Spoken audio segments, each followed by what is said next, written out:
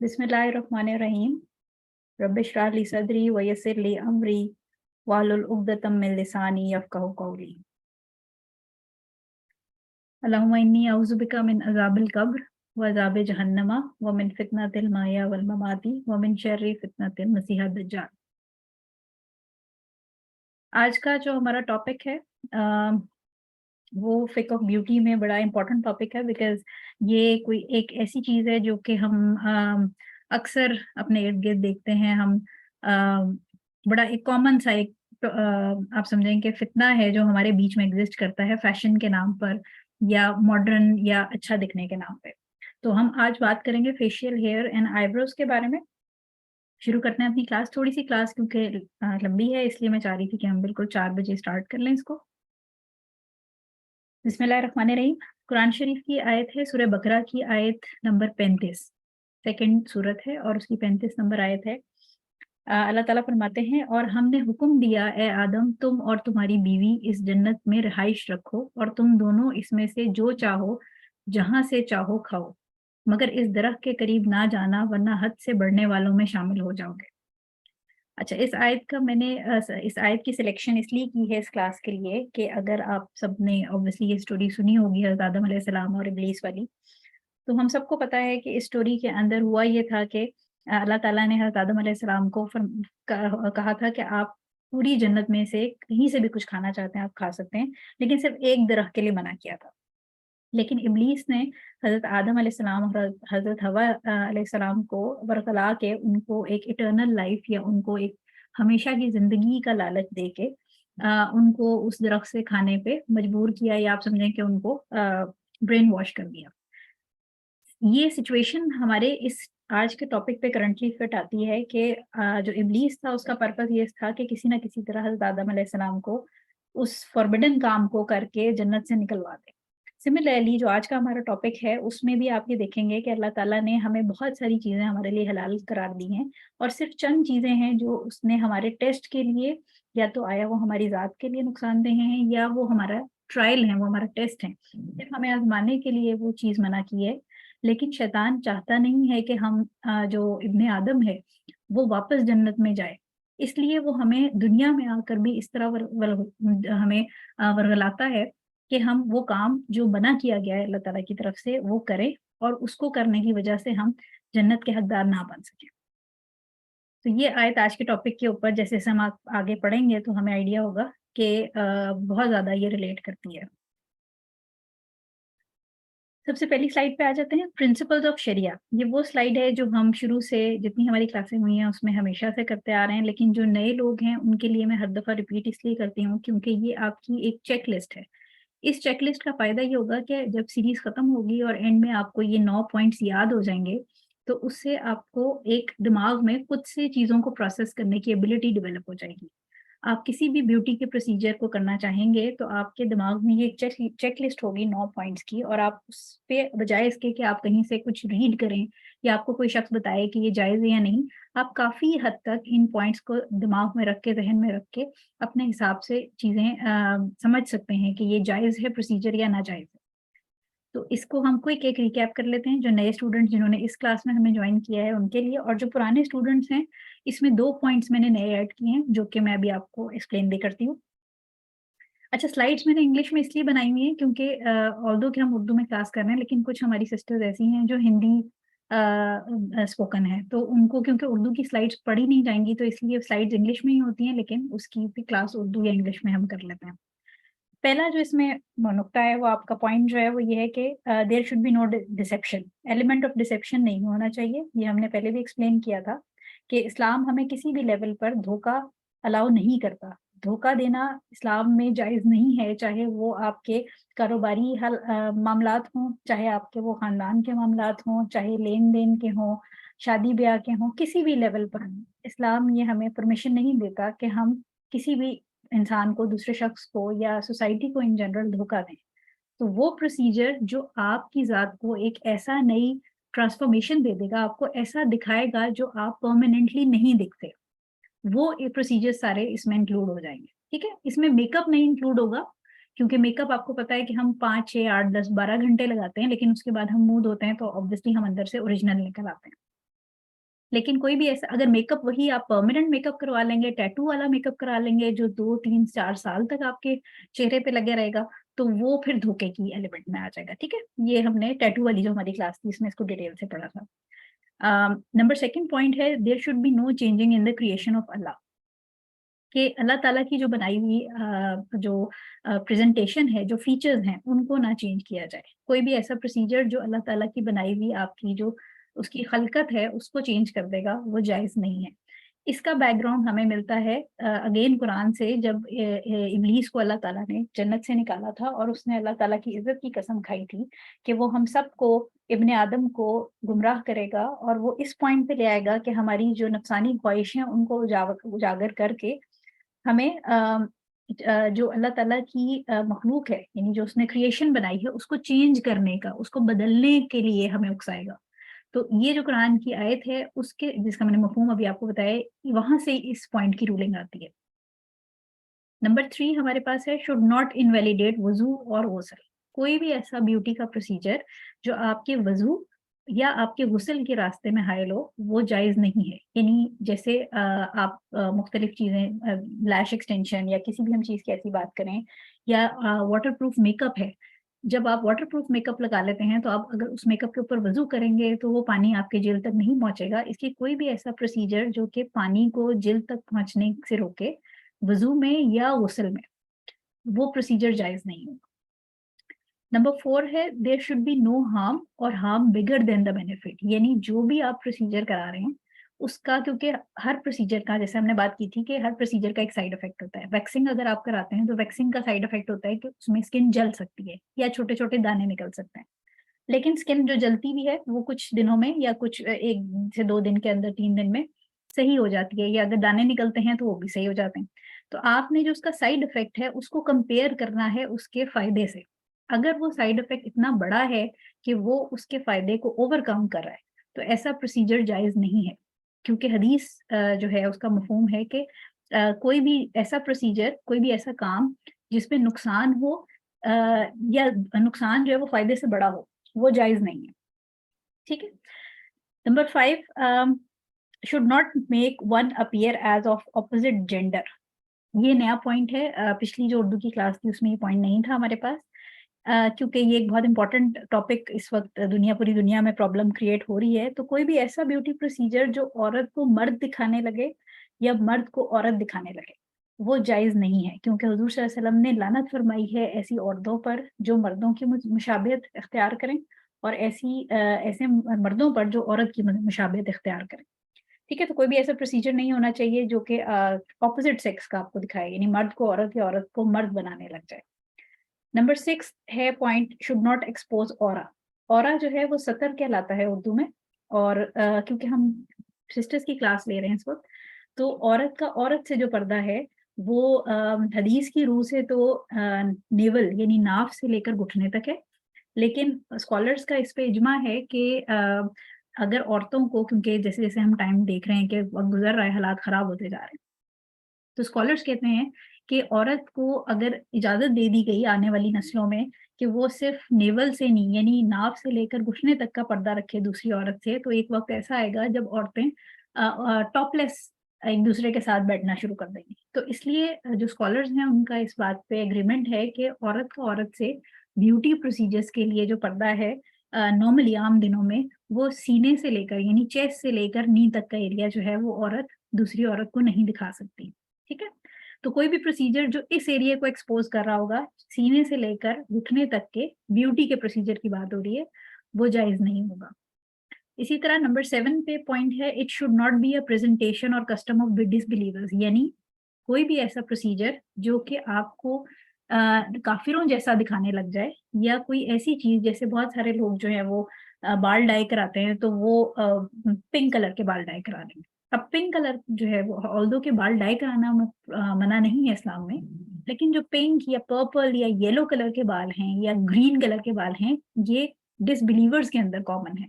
तो कोई भी ऐसा ब्यूटी का प्रोसीजर जो आपको मुसलमान के बजाय किसी और मज़हब का दिखाने लग जाए, या इमोरल लोग जो सोसाइटी के करप्ट लोग हैं उन जैसा दिखाने लग जाए, वो इस्लाम में जायज़ नहीं है।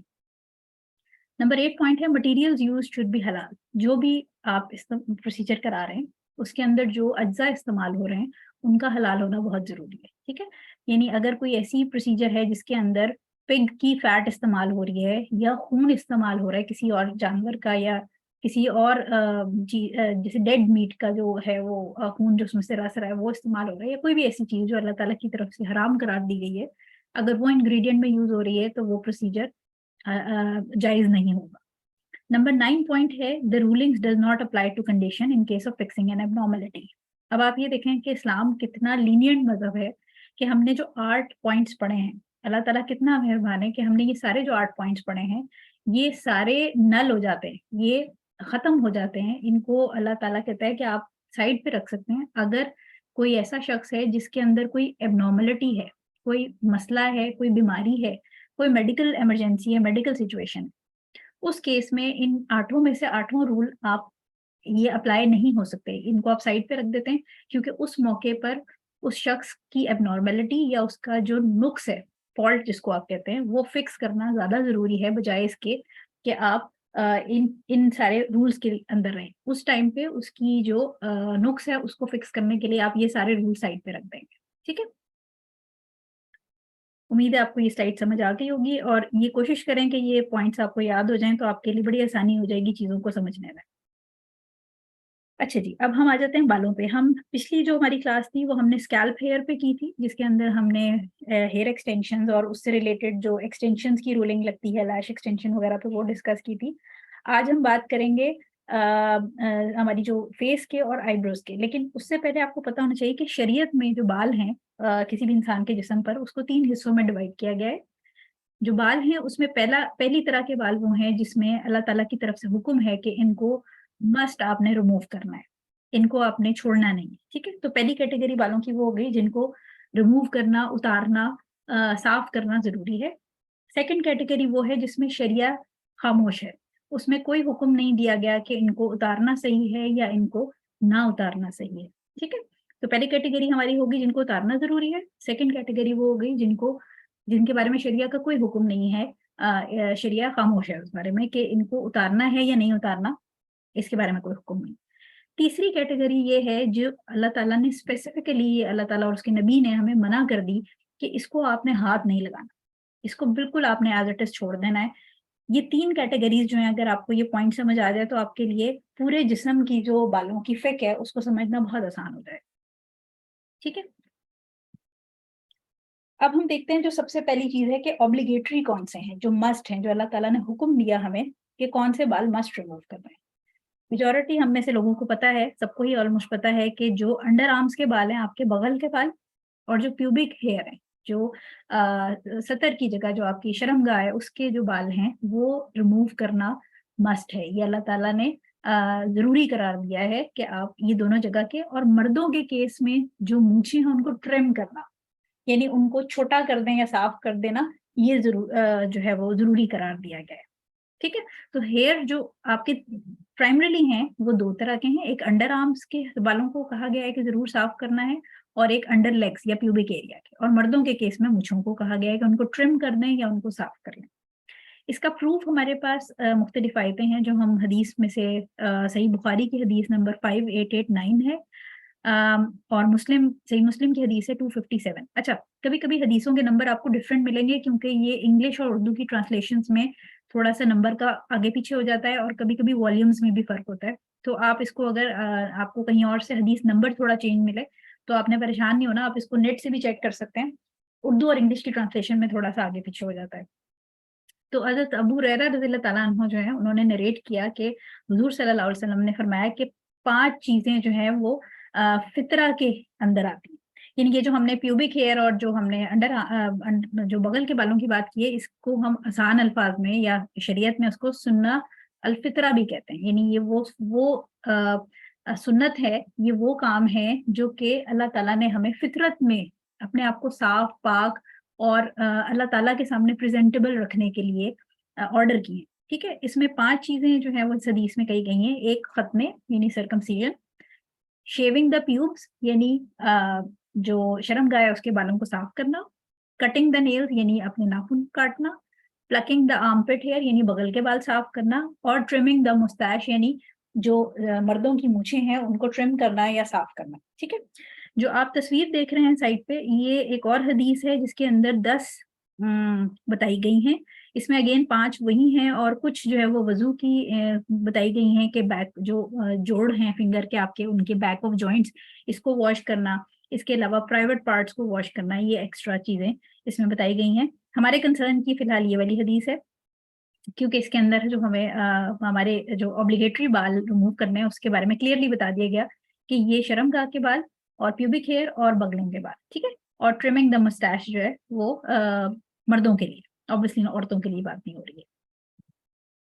एक और हदीस हमें अनस रज़ियल्लाहु ताला अन्हु से मिलती है इसी बारे में, जिन्होंने जो हुजूर सल्लल्लाहु अलैहि वसल्लम के खादिम थे, ठीक है, उनके साथ जो उनके सर्वेंट थे बेसिकली, उन्होंने कहा कि हुजूर सल्लल्लाहु अलैहि वसल्लम ने फरमाया कि उन्होंने बेसिकली बताया कि हुजूर सल्लल्लाहु अलैहि वसल्लम ने हमें हमारी मूछें ट्रिम करने के लिए, नाखून काटने के लिए और हमारे बगल और शर्मगाह के बाल काटने के लिए एक टाइम पीरियड बता दिया। हमें इजाजत नहीं थी कि हम 40 दिन से ज्यादा इनको बढ़ाएं। ये सही मुस्लिम की 258 नंबर आयत है, हदीस है। ठीक है, आप चेक भी कर सकते हैं इसको।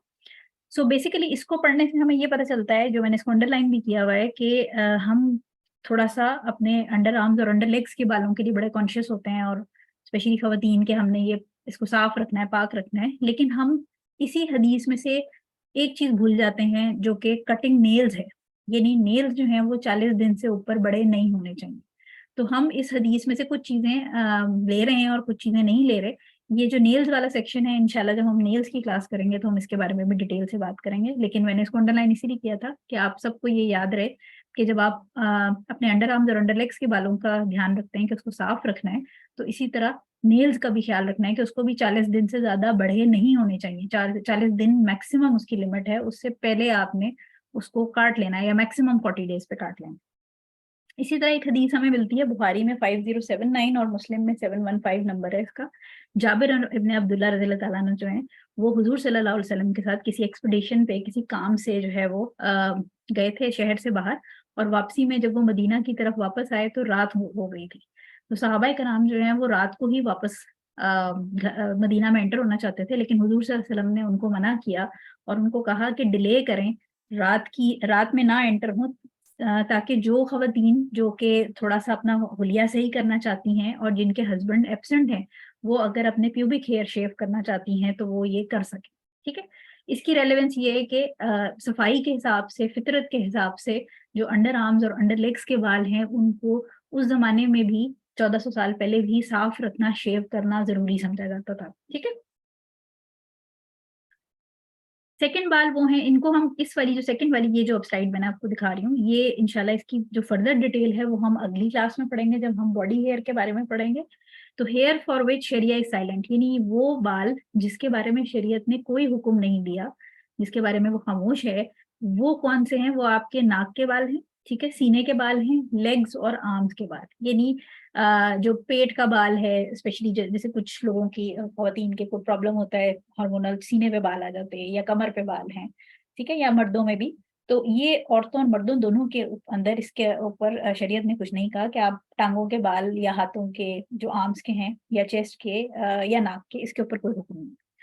हुजूर सल्लल्लाहु अलैहि वसल्लम ने फरमाया कि जो भी चीजें, ये तिरमिजी की हदीस है, 1726 नंबर है इसका।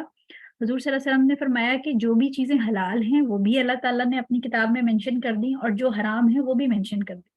और जिसके बारे में शरीयत ने या अल्लाह ताला ने कुरान में कुछ मेंशन नहीं किया, वो माफी के काबिल है, यानी उसके ऊपर कोई सवाल नहीं किया जाएगा। आप वो अगर किसी चीज के बारे में कोई हुक्म मौजूद नहीं है तो फिर आप वो कर सकते हैं काम, ठीक है, उसके ऊपर आपसे सवाल नहीं किया जाएगा। सो ये तिरमिजी की हदीस है, जिसका मैं आपको उर्दू में जब ट्रांसलेशन करती हूँ तो मैं आपको एग्जैक्ट हदीस नहीं पढ़ती, मैं उस इंग्लिश की आपको मफहूम के पॉइंट ऑफ व्यू से ट्रांसलेट कर देती हूँ। अच्छा, अब ये सबसे इंपॉर्टेंट चीज आ गई जो हम जिसके बारे में हमारी क्लास है। नंबर थर्ड वैरायटी जो है वो बालों की जिस्म के ऊपर, वो है जिसको अकेले छोड़ देना, लीव अलोन, यानी बिल्कुल आपने टच भी नहीं करना, हाथ भी नहीं लगाना, ये वो बात है। ठीक है, सो इसमें जो है वो थोड़ी सी स्कॉलर्स का डिफरेंस है। जो हदीस हम प्रूफ के तौर पे लेंगे उसमें अल नमस का वर्ड यूज हुआ है, ठीक है, अरबिक में। अल नमस जो है ये वर्ब है, फेल है, और इसकी जो ट्रांसलेशन है वो चेहरे के बाल नोचना है, ठीक है। सो इसके अंदर अब आप कुछ स्कॉलर्स का ग्रुप है जो कहते हैं कि जी ये वो बाल हैं जिस यानी जो फॉरबिडन हेयर हैं, जिनको हाथ नहीं लगाना, ये चेहरे के बालों के बारे में हदीस कही गई है कि उसको हटाना जायज नहीं है। लेकिन फिर हम देखते हैं कि एक और हदीस जो है हुजूर सल्लल्लाहु अलैहि वसल्लम की, उसके अंदर हुजूर सल्लल्लाहु अलैहि वसल्लम ने उन औरतों पर लानत की है जो मर्दों को मुशाबियत करती हैं, ठीक है।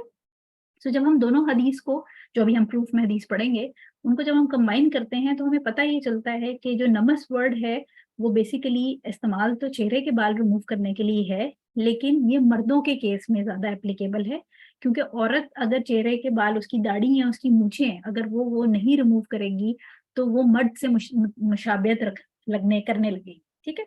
तो इसके अंदर जो मेजॉरिटी स्कॉलर्स हैं उनका जो इस हदीस की एक्सप्लेनेशन है, जो अभी हम हदीस पढ़ने लगे हैं और हमने पिछली क्लासेस में भी पढ़ी है, वो ये है कि अल्लाह ताला ने मर्द को आईब्रोज और बियर्ड यानी दाढ़ी दोनों के बालों को हाथ लगाने के लिए मना किया। इसको आपने बिल्कुल नहीं छेड़ना है, ये कंप्लीटली हराम है, ठीक है। लेकिन औरत के केस में स्कॉलर्स का, मेजॉरिटी स्कॉलर्स का ओपिनियन ये है कि चेहरे के बाल नहीं बल्कि आईब्रोज के बालों के लिए सिर्फ मना गया है, क्योंकि अगर औरत चेहरे पर बहुत ज्यादा बाल उगा लेगी तो वो मर्द से मुशाबियत या वो उसके जैसी दिखने लग जाएगी, ठीक है। तो इसलिए हम जो फॉरबिडन हेयर है उसमें मर्दों के लिए दाढ़ी और आईब्रोज दोनों शामिल हैं, और औरतों के लिए जो है वो सिर्फ आईब्रोज का हुक्म है, ठीक है।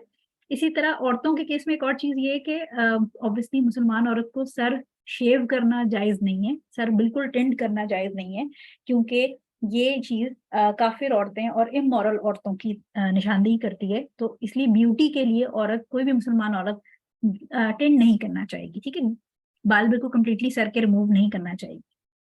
हदीस जो हमारे पास कोटेशन में है वो बुखारी की 5931 है और सही मुस्लिम की 2125 है। ये हदीस हम पिछली सारी क्लासेस में पढ़ चुके हैं और इसी में से हमने बहुत सारी टैटूइंग की और मुख्तलिफ जो है वो इससे मिलती जुलती, जो अब्दुल्ला हज़रत इब्न अब्बास की जो थी हदीस, उसमें से हमने हेयर एक्सटेंशन की भी रूलिंग ली थी। हज़रत अब्दुल्ला इब्न मसूद रज़ी अल्लाह ताला अन्हु फरमाते हैं कि मैंने रसूल अल्लाह सल्लल्लाहु अलैहि वसल्लम को कहते सुना कि अल्लाह ताला लानत करता है उन औरतों पर जो टैटू करती हैं और करवाती हैं, जो बाल नोचती हैं। अच्छा, अब जो यहाँ वर्ड है अरबिक में वो अल नमीसा यूज हुआ है, ठीक है। नमस जो है वो फेल है, नमीसा फाइल है उसका, यानी जो कर रहा है, ठीक है। And the one who has it done, यानी जो करवा रही है उसके लिए मुतनमिसा यूज किया है वर्ड जो मफूल है, ठीक है। तो नमस जो है वो फेल हो गया, नमीसा जो है वो फाइल है करने वाली, और मुतनमिसा जो है वो मफूल है जो करवा रही है। तो क्या हमें समझ आई कि अल्लाह ताला लानत करता है उस औरत पर जो टैटू करती है और करवाती है, ये हमने पिछली क्लास में पढ़ लिया था। जो आईब्रोज बनाती है और बनवाती है, और तीसरी जो औरत है जो खूबसूरती के लिए अपने दांतों को रीअरेंज करवाती है, ठीक है। इसको भी हम थोड़ा डिटेल में पढ़ेंगे लेकिन अभी नहीं, इस क्लास में नहीं। तो ये एक हमारे पास हदीस है। इसी तरह इब्ने अब्बास रज़ियल्लाहु ताला अन्हु की हदीस है अबू दाऊद से 4170, ठीक है। ये भी हम पहले पढ़ चुके हैं कि जो खातून सर पे नकली बाल लगाती हैं और लगवाती हैं, जो खातून आईब्रोज प्लक करती या आईब्रोज को प्लक बेसिकली वर्ड है यहाँ पर, करती और करवाती हैं, नोचती हैं, ठीक है, या नुचवाती हैं, और इसी तरह जो खातून टैटू करती हैं और वो करवाती हैं बगैर किसी बीमारी के, देर इज नो डिजीज का वर्ड यूज किया है कि अगर उनके पास कोई मेडिकल रीजन नहीं है, कोई बीमारी ऐसी जिसमें ये करना मजबूरी हो, वो अल्लाह ताला की तरफ से उन पर लानत की गई है। अच्छा, कर्स्ड का वर्ड मैंने अंडरलाइन किया है यहाँ पर, क्योंकि इस चीज को समझ लीजिए, ये हदीस हम में से बहुत सारे लोगों ने सुनी हुई है लेकिन शायद ये हमें उस तरह हिट नहीं करती, क्योंकि कभी हमने अंडरस्टैंड ही नहीं किया, हमने जानने की कोशिश ही नहीं की कि कर्स्ड जो वर्ड है, लानत का वर्ड, इसका मतलब क्या है। देखिए, लानत का वर्ड जब भी इस्तेमाल होता है ना, तो इसका मतलब है कि जब आप किसी पर लानत करते हैं तो इसका मतलब है कि वो शख्स जिस पर लानत की जा रही है वो आपकी प्यार, मोहब्बत और रहम की कैटेगरी से बाहर निकल गया। तो जब अल्लाह ताला किसी इंसान पर लानत करता है तो इसका मतलब ये है कि वो जो गफूरुर रहीम है, जो रहमान अर रहीम है, जो अल रहमान अर रहीम है, उसकी रहमत और उसकी मोहब्बत की कैटेगरी से आप निकल गए। खुदा ना खास्ता को किसी के ऊपर अगर लानत करता है तो वो शख्स जो है वो उस कैटेगरी से निकल गया। तो अगर आप में से बहुत सारे लोगों ने वो हदीस सुनी होगी जिसका मफहूम है कि हुजूर सल्लल्लाहु अलैहि वसल्लम ने फरमाया कि अल्लाह ताला की रहमत के बगैर कोई भी शख्स जन्नत में नहीं जा सकता। तो सहाबा कराम ने पूछा, या रसूलल्लाह क्या आप भी? तो उन्होंने जवाब दिया कि हाँ मैं भी, क्योंकि जब तक अल्लाह ताला की रहमत नहीं होगी कोई भी शख्स जन्नत में नहीं जा सकता। तो जहाँ पर हम हदीस में, और ये दोनों सही हदीस हैं, इसके ऊपर किसी का कोई डाउट नहीं है कि ये किसी लेवल पे इसमें हदीस की जो ऑथेंटिसिटी है उसमें कोई डाउट हो। तो जब अल्लाह ताला लानत कर रहा है, इसका मतलब है कि उस बंदे के ऊपर अल्लाह ताला की नजरे करम खत्म हो गई। उसके बाद उसके साथ क्या होना है वो हर बंदा समझ सकता है कि जब अल्लाह ताला ने उसको अपनी रहमत के सर्कल से निकाल दिया, तो फिर वो कहाँ जाएगा, क्या करेगा, उसका कोई वाली वारिस नहीं होगा। ठीक है? अच्छा, इसी तरह जो हम दाढ़ी के बालों को छोड़ने की बात कर रहे हैं कि मर्दों में दाढ़ी का बाल जो है उसको हाथ नहीं लगाना, इसमें अब्दुल्ला इब्न उमर की हदीस है जो हुज़ूर सल्लल्लाहु अलैहि वसल्लम फरमाते हैं, बुखारी की 5892 और मुस्लिम की 259 नंबर हदीस है, जिसमें उन्होंने हुज़ूर सल्लल्लाहु अलैहि वसल्लम ने फरमाया कि मुशरिकीन से अपने आप को अलग कर लो, यानी अलग दिखो, और अपनी जो दाढ़ी है उसको बढ़ने दो और मूँछों को ट्रिम कर लो। ठीक है? इस हदीस से पता चलता है कि जो मुशरिकीन थे वो इवन अभी भी हम देखें तो डिसबिलीवर्स के अंदर क्लीन शेव, दाढ़ी को साफ कर देने का ज़्यादा कॉन्सेप्ट है, या दाढ़ी जिन्होंने रखी भी है वो उसको बड़ा ट्रिम करके और वो बड़ा उसको मतलब आप समझे कि उसको बड़ा कट करके और इस तरह रखते हैं। उनकी एक शेप ही फ़र्क होती है। तो मुसलमान के लिए हुज़ूर सल्लल्लाहु अलैहि वसल्लम ने फरमाया कि मर्दों में जो दाढ़ी है उसको तुम्हें टच करने की, उसको कटिंग करने की या उसको हाथ लगाने की ज़रूरत नहीं है। इसको बढ़ने दो, बियर्ड को ग्रो करने दो। थोड़ी उगती है, थोड़ी उगने दो, मर्दों के लिए बात हो रही है। ज़्यादा उगती है, ज़्यादा उगने दो। ठीक है? अच्छा, इसमें एक हदीस भी कोट की जाती है। कुछ लोग जो हैं वो आई थिंक हज़रत उमर रज़ियल्लाहु अन्हु की है, मैं थोड़ा-सा मिक्स कर रही हूँ कि किसी हदीस है, लेकिन एक हदीस कोट की जाती है जिसमें मर्दों के लिए कहा जाता है कि एक मुट्ठी पकड़ के और नीचे से काट दें। तो ये जान लीजिए कि वो हदीस ज़ईफ़ हदीस है। तो ज़ईफ़ हदीस से आप हुक्म नहीं लेते। ठीक है? अच्छा, अब ये जो रूलिंग हमने बात की, इसमें सिर्फ़ वर्ड तो नोचने का इस्तेमाल हो रहा है, लेकिन इसमें सिर्फ़ नोचना शामिल नहीं है। इसमें आईब्रोज़ की, क्योंकि हमारे लिए ऑब्वियसली हम दाढ़ी को अब आगे नहीं डिस्कस कर रहे, लेकिन इसमें जो है वो अच्छा, क्वेश्चन्स मैं एंड में लूँगी। क्वेश्चन मैं अभी आपके फ़िलहाल नहीं देख रही। एंड में इंशाल्लाह हम क्वेश्चन्स पढ़ेंगे। अच्छा, इसमें कटिंग यानी काटना, कैंची से बालों को, आईब्रोज के बालों को काटना, नोचना ट्वीज़र से, वैक्सिंग करना, ट्रिमिंग करना, उनको हल्का करना और शेव करना, आईब्रोज और बियर्ड ये सब शामिल है। ठीक है? तो इसलिए आपने प्लकिंग से ये नहीं समझना कि ठीक है मैं कैंची से छोटा काट के कर लेती हूँ। इसमें ये सब शामिल है। इसमें स्कॉलर्स का कंबाइन इस पे एग्रीमेंट है कि ये सारी चीज़ें जो है ना वो इसके अंदर इंक्लूडेड है। अच्छा, एक और चीज़ इम्पोर्टेंट पॉइंट इससे रिलेटेड ये है कि हमें मुसलमानों को एक चीज़ बहुत ज़रूर याद रखनी चाहिए कि हमें बनी इसराइल के नक्शे कदम पे नहीं चलना।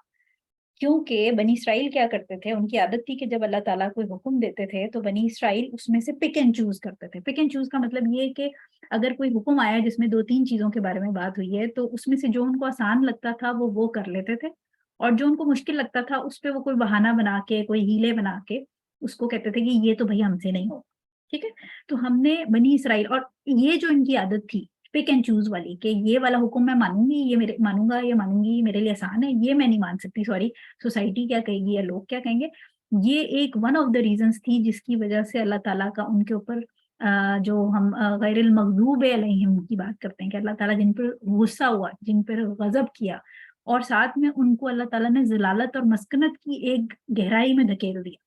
तो अगर हम देखें तो कुछ अनफॉर्च्युनेटली इस मुसलमानों की सिचुएशन भी यही होती जा रही है, क्योंकि हम पिक एंड चूज़ करने लग गए हैं। हमारी औरतें, हमारे मर्द जो हैं वो अहकामात में से अपनी मर्ज़ी के हुक्म जो हमें सूट करते हैं हम वो करते हैं। पिक कर लेते हैं कि हाँ जी, हम ठीक है, हम नमाज़ पढ़ लेंगे और हम ये कर लेंगे, लेकिन ये हमसे नहीं हो रहा, सॉरी। उसकी वजह से ऑल्दो के मुसलमान इस वक़्त दुनिया में बहुत ज़्यादा हैं, लेकिन हम एक डिसग्रेस, हम हमें हमारे ज़्यादा होने से भी हमारी कोई स्ट्रेंथ नहीं है, हमारी यूनिटी नहीं है। उसकी रीज़न ये है कि हम बनी इसराइल के कदम पे चल रहे हैं, हम उनके नक्शे कदम पे चल रहे हैं। तो ये बात बिल्कुल जायज़ नहीं है। जैसे अभी हमने पिछली जो हदीस पढ़ी थी उसमें हमने कहा था कि आईब्रोज़ और टैटूइंग और ये 2-3 चीज़ें जो हमने बात की, हेयर एक्सटेंशन वगैरह। तो अब आजकल अगर आप किसी से पूछें तो टैटूइंग जो है वो बहुत सारे लोग कहेंगे कि नहीं, ये तो बहुत गलत बात है। लेकिन आईब्रोज़ जो है वो हर दूसरी औरत बना रही है। तो हम क्या कर रहे हैं, हम बनी इसराइल वाली हरकत कर रहे हैं, या हम प्यूबिक हेयर तो बड़े रेगुलर साफ करते हैं, लेकिन हमने हाथों के नेल्स बहुत लंबे-लंबे बढ़ाए हुए हैं जो 40 दिन से ऊपर है। तो ये क्या हो रहा है, ये आप पिक एंड चूज़ कर रहे हैं, बनी इसराइल वाला काम कर रहे हैं कि जो आसान है, वो जो आपके दिल को अच्छा लग रहा है, आप वो कर रहे हैं, और जो दिल को नहीं अच्छा लगा, जो अनकंफर्टेबल है, वो आप उसको छोड़ते जा रहे हैं। ठीक है? तो ये नहीं करना बिल्कुल भी। ठीक है। और इम्पोर्टेंट एक और जो इसमें पॉइंट है कि औरतों को चाहिए स्पेशली, क्योंकि हम औरतों की क्लास कंडक्ट कर रहे हैं, कि इस किस्म के जो भी गुनाह जिसमें स्पेशली आप अल्लाह ताला की मर्जी से बाहर निकल जाएंगे, ये किसी के भी कहने के लिए, चाहे वो आपको सोसाइटी का प्रेशर हो, चाहे वो आपको घर वालों का हो, ससुराल वालों का हो, वर्क प्लेस का हो, शौहर का हो, किसी के कहने पर आपने ये प्रेशर नहीं लेना। उसकी रीजन ये है कि जब भी आप क्रिएशन यानी मखलूक की ताबेदारी करेंगे और उसके नतीजे में आप खुदा की नाफरमानी कर रहे हैं, तो ये बिल्कुल जायज़ नहीं है। ठीक है? आप क्या कर रहे हैं, जब आप खुदा की नाफरमानी करके मखलूक की ताबेदारी कर रहे हैं, तो बेसिकली आपने मखलूक को खुदा से ऊपर बैठा दिया। आप अगर अपने शौहर के कहने पे आईब्रोज बना रहे हैं, जो कि हमने पढ़ लिया है कि बिल्कुल इसको हाथ लगाना मना है, या आप अपने ससुराल वालों के या आपकी वर्क प्लेस में एनवायरनमेंट इस तरह है कि वहाँ लोग आपका मज़ाक उड़ा रहे हैं सिर्फ आईब्रोज के ऊपर, वैसे यूजुअली इस तरह होता नहीं है, हम इसको आगे पढ़ेंगे कि क्या सिचुएशन है। लेकिन लेट्स सपोज कि इस किस्म का प्रेशर हो रहा है, तो ये आपकी आज़माइश है। ये वही आज़माइश है जो हज़रत आदम अलैहिस्सलाम और हव्वा अलैहिस्सलाम की आज़माइश थी, कि उनको पूरी जन्नत खोल के दे दी गई, सिर्फ एक दरख्त मना किया था, लेकिन उन्होंने उस एक दरख्त से ही खाया। ठीक है? तो औरत जो है उसको पूरे जिस्म के बाल हटाना अलाउ है, सिर्फ उसकी आज़माइश ये है कि उसको, लेकिन टेंड तो हम ऑब्वियसली कोई भी नहीं कराना चाहता। तो औरत को सिर्फ उसकी आईब्रोज, एक वो दरख्त है समझें कि जिससे फल खाने को मना किया है, एक आईब्रोज मना की है, लेकिन औरतें सबसे ज़्यादा, आप इर्द-गिर्द देखें हमारी मुसलमान औरतें आईब्रोज ही जाके बनवाती हैं, सबसे ज़्यादा। अच्छा, और सिमिलरली हज़रत आदम अलैहिस्सलाम वाली स्टोरी से हमें ये भी पता चलता है कि अगर किसी उनसे गलती हुई, तो उन्होंने माफ़ी माँगी, उन्होंने तौबा की और अल्लाह ताला ने उन्हें माफ़ किया। तो अगर हम में से कोई ये सिन, इस गुनाह में है भी इन्वॉल्व, तो इसका मतलब ये नहीं कि बस हम निकल गए अल्लाह ताला की मर्ज़ी से। इसका मतलब ये है कि अभी भी गुंजाइश है, हम अल्लाह ताला से तौबा करें और हम उससे माफ़ी माँगे और ये काम दोबारा ना करें, तो वो अपनी रहमत में हमें दोबारा शामिल कर लेगा। वो तो माफ़ करने के लिए तैयार बैठा होता है, हम माफ़ी माँगते नहीं। ठीक है? अच्छा जी, नेक्स्ट स्लाइड। ओके। अच्छा, ये थोड़ी-सी डेंजरस सी पिक्चर है, लेकिन ये पढ़नी इसलिए ज़रूरी है क्योंकि देखें, मैं हमेशा ये बात कहती हूँ आपको, हमने टैटूइंग की क्लास में टैटू की डेफिनेशन पढ़ी थी। अब जब आप किसी चीज़ की तारीफ़ पढ़ लेते हैं ना कि ये चीज़ होती क्या है, तो उसका फ़ायदा ये होता है कि आप वो उसको समझना आसान हो जाता है। हमने टैटू की डेफिनेशन जब पढ़ ली थी, तो जब आपको डेफिनेशन समझ आ गई थी, तो आपको सारे उससे रिलेटेड प्रोसीजर समझ आ गए थे, जो सैलून में इस वक़्त हो रहे हैं या क्लिनिक्स में हो रहे हैं। आईब्रो जो है अगर आप ये पिक्चर देखें एनाटॉमी आईब्रो की, तो ये ऑर्बिट कहलाता है, यहाँ पर आपकी आँख होती है, ठीक है? आँख अंदर जो हम जिसे देखते हैं वो होती है, और उसके ऊपर अगर आप सब इस वक़्त अपनी आँख के ऊपर बहुत ज़ोर से ना दबाइएगा, लेकिन अपनी आँख के ऊपर थोड़ा-सा उँगली से प्रेस करें, तो आपको ये वाली जो हड्डी है, ये जो मैं आपको दिखा रही हूँ ऑर्बिट वाली, ये आपको फ़ील हो जाएगी। ये खड्डा-सा आपको फ़ील हो जाएगा, ठीक है? तो ये जो एरिया है, ये जहाँ आपको फ़ील हो रहा है खड्डा, इसके नीचे यहाँ पर से आईलिड स्टार्ट हो जाती है, ठीक है? जिसको हम जब हम आईलाइनर लगाते हैं या आई शैडो लगाते हैं, तो हम आईलिड पे लगाते हैं, ठीक है? तो ये हड्डी आपको जहाँ से फ़ील हो रही है, यहाँ से ये ब्रो बोन, इसके ऊपर देखिए लिखा हुआ है, ब्रो बोन स्टार्ट हो रही है, और माथे से ऊपर से जब आप आएँ, तो सीधे यहाँ से आते हैं, तो यहाँ हल्का-सा आपको बल्ज फ़ील होता है, बाहर की तरफ उभार फ़ील होता है। तो ये एरिया जो है ना, ये ब्रो बोन है। सो ब्रो बोन जो है, वो आपका वो एरिया है जो आपको पता होना चाहिए, क्योंकि अक्सर सवाल ये होता है कि अच्छा, वो जो बिल्कुल ऐसे आईब्रो के एक आधा इंच नीचे बाल है, क्या वो मैं निकाल सकती हूँ? तो आप, क्योंकि हर एक की ब्रो बोन फ़र्क है, तो आपको ये बड़े ईज़िली, आप उँगली से प्रेस करें अपनी आँख को, तो आपको वो हड्डी का एज फ़ील हो जाएगा। तो जो एज फ़ील होगा, वहाँ से आपकी ब्रो बोन स्टार्ट होती है। ठीक है? सो जो आपके बाल बेसिकली ब्रो बोन पे उगते हैं, वो आपकी आईब्रो कहलाती है। अच्छा, इसमें हम डिटेल भी ले लेते हैं ज़रा। इब्न मंजूर रहमतुल्लाह अलैह जो हैं, वो बड़े मशहूर एक जो बनी खज़रज थी, Khazraj, I think I am right, उनके डिसेंडेंट्स में से हैं, जो औस और खज़रज जो 2 कबीले थे मदीना के, उसके ये आगे कबीले से इनका डिसेंड है, और ये लिसानुल अरबिया के नाम से दुनिया की सबसे बड़ी अरबी की डिक्शनरी इन्होंने लिखी है। ठीक है? ये इजिप्ट के थे और 1200 समथिंग में इनका ये मौजूद थे, इनका जो टाइम पीरियड था। इन्होंने क्या कहा कि एक लफ्ज़ है हाजी बैन। हाजी बैन जो है वो मुसन्ना है, डुअल के लिए, 2 चीज़ों के लिए इस्तेमाल होता है, वर्ड है हाजी बैन। ये, इसकी जब आप ट्रांसलेशन करते हैं तो वो आईब्रोज है, लेकिन उन्होंने कहा कि ये वो एरिया है जो ब्रो बोन जो भी हमने पढ़ी है, ये वो एरिया है जिसके ऊपर उसका गोश्त और जो हेयर है वो इसमें इंक्लूडेड है। ठीक है? और हाजिब जो एक सिंगल, हाजिबैन प्लूरल है, ठीक है, मुसन्ना है, डुअल है। हाजिब जो सिंगल वर्ड है, ये मैं आपको डिक्शनरी के वर्ड्स कोट कर रही हूँ, जो लिसानुल अरब या डिक्शनरी अगर कोई देखना चाहे तो उसके वर्ड्स डेफिनेशन में कोट कर रही हूँ। कि हाजिब जो है ये रेफर करता है जो भी बाल ग्रो हो रहे हैं उस हड्डी के ऊपर, यानी जो हमने ब्रो बोन अभी एनाटॉमी की पढ़ी है साइंटिफिकली, दिस वन, सॉरी, ये, ठीक है, ये ब्रो बोन हमने पढ़ी है, इसके ऊपर जो भी बाल ग्रो होंगे ये हाजिब कहलाते हैं, ठीक है। और हाजिब का जो अल्लाह ताला ने क्यों पैदा की, ये अल्लाह ताला ने इसलिए पैदा किए हैं क्योंकि ये पुराने जमाने में जब इंसान जंगलों में घूमता था और उस वक्त यूवी फिल्टर्स और कोई सन प्रोटेक्शन की चीजें नहीं होती थी, तो उस जमाने के जो इंसान थे उनमें ये आईब्रोज के बाल जरा हैवी होते थे, ज्यादा होते थे, और इसलिए होते थे ताकि वो यूवी रेज और धूप से इंसान की आंखों को बचा सके। तो याजिब का वर्ड यूज हुआ है, जो याजिब जो है वो हिजाब से आगे उसकी एक्सटेंशन है। लेकिन आप ये देखें कि याजिब का वर्ड ये लिखा है आपको, ठीक है। सो ये सन रेज से प्रोटेक्ट करता था। तो इस मतलब अल्लाह ताला ने कोई भी चीज जो आप बनाई है वो बेकार नहीं बनाई है आपके ऊपर, उसका कोई ना कोई पर्पज है। सो हाजिब की अगर आपकी डेफिनेशन चाहें तो ये अरबी में लिंग्विस्टिकली यानी लघुवे तौर पे, और कस्टमरीली यानी जो आप समझें कि कस्टम्स कहते हैं जो रिवायात होती है, यानी रिवायती तौर पे और लघुवी तौर पे अरबी में जो हाजिबैन है या हाजिब, इसका ये मतलब समझा जाता है कि जो ब्रो बोन्स हैं उनके ऊपर जो बाल उग रहे हैं उसको आईब्रो या आईब्रोज कहा जाता है बेसिकली, ठीक है। तो उम्मीद है आपको ये चीज समझ आई होगी। अच्छा,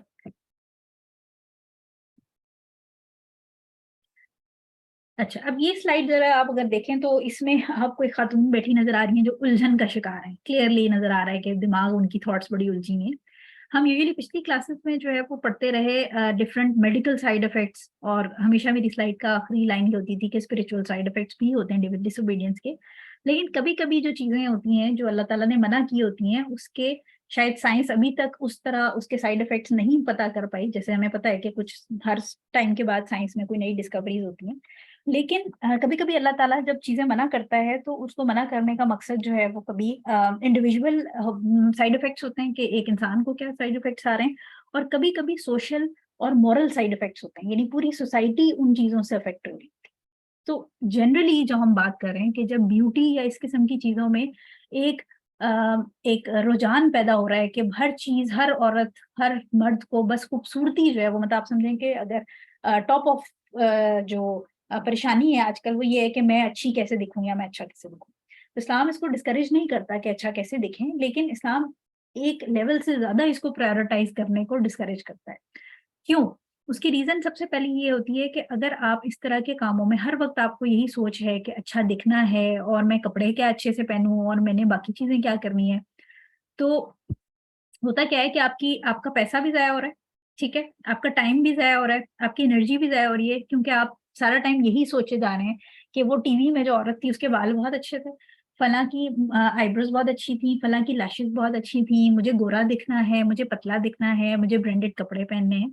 तो उससे होता क्या है कि सारी एनर्जी और टाइम और पैसा इन चीजों में लग रहा है, और जो आपके इंपॉर्टेंट वर्ल्डली मैटर दुनियावी काम है, जो लोगों के हुकूक हैं आपके ऊपर, जो आपके फराइज हैं, और जो आखिरत में अल्लाह ताला के हुकूक हैं या जो आपने अपनी आखिरत के लिए कुछ करना है, उसके लिए आपके पास टाइम नहीं बच रहा।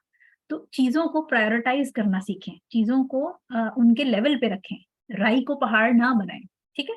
दूसरी चीज ये कि जब हम इस तरह के प्रोसीजर, नॉट ओनली हम आईब्रोज के रेफरेंस से नहीं बात कर रहे, ये हम जनरली जो हम प्रोसीजर्स हैं उनके बारे में बात कर रहे हैं कि अल्लाह ताला ने कुछ चीजें सोसाइटी की वेलबींग के लिए मना की हैं।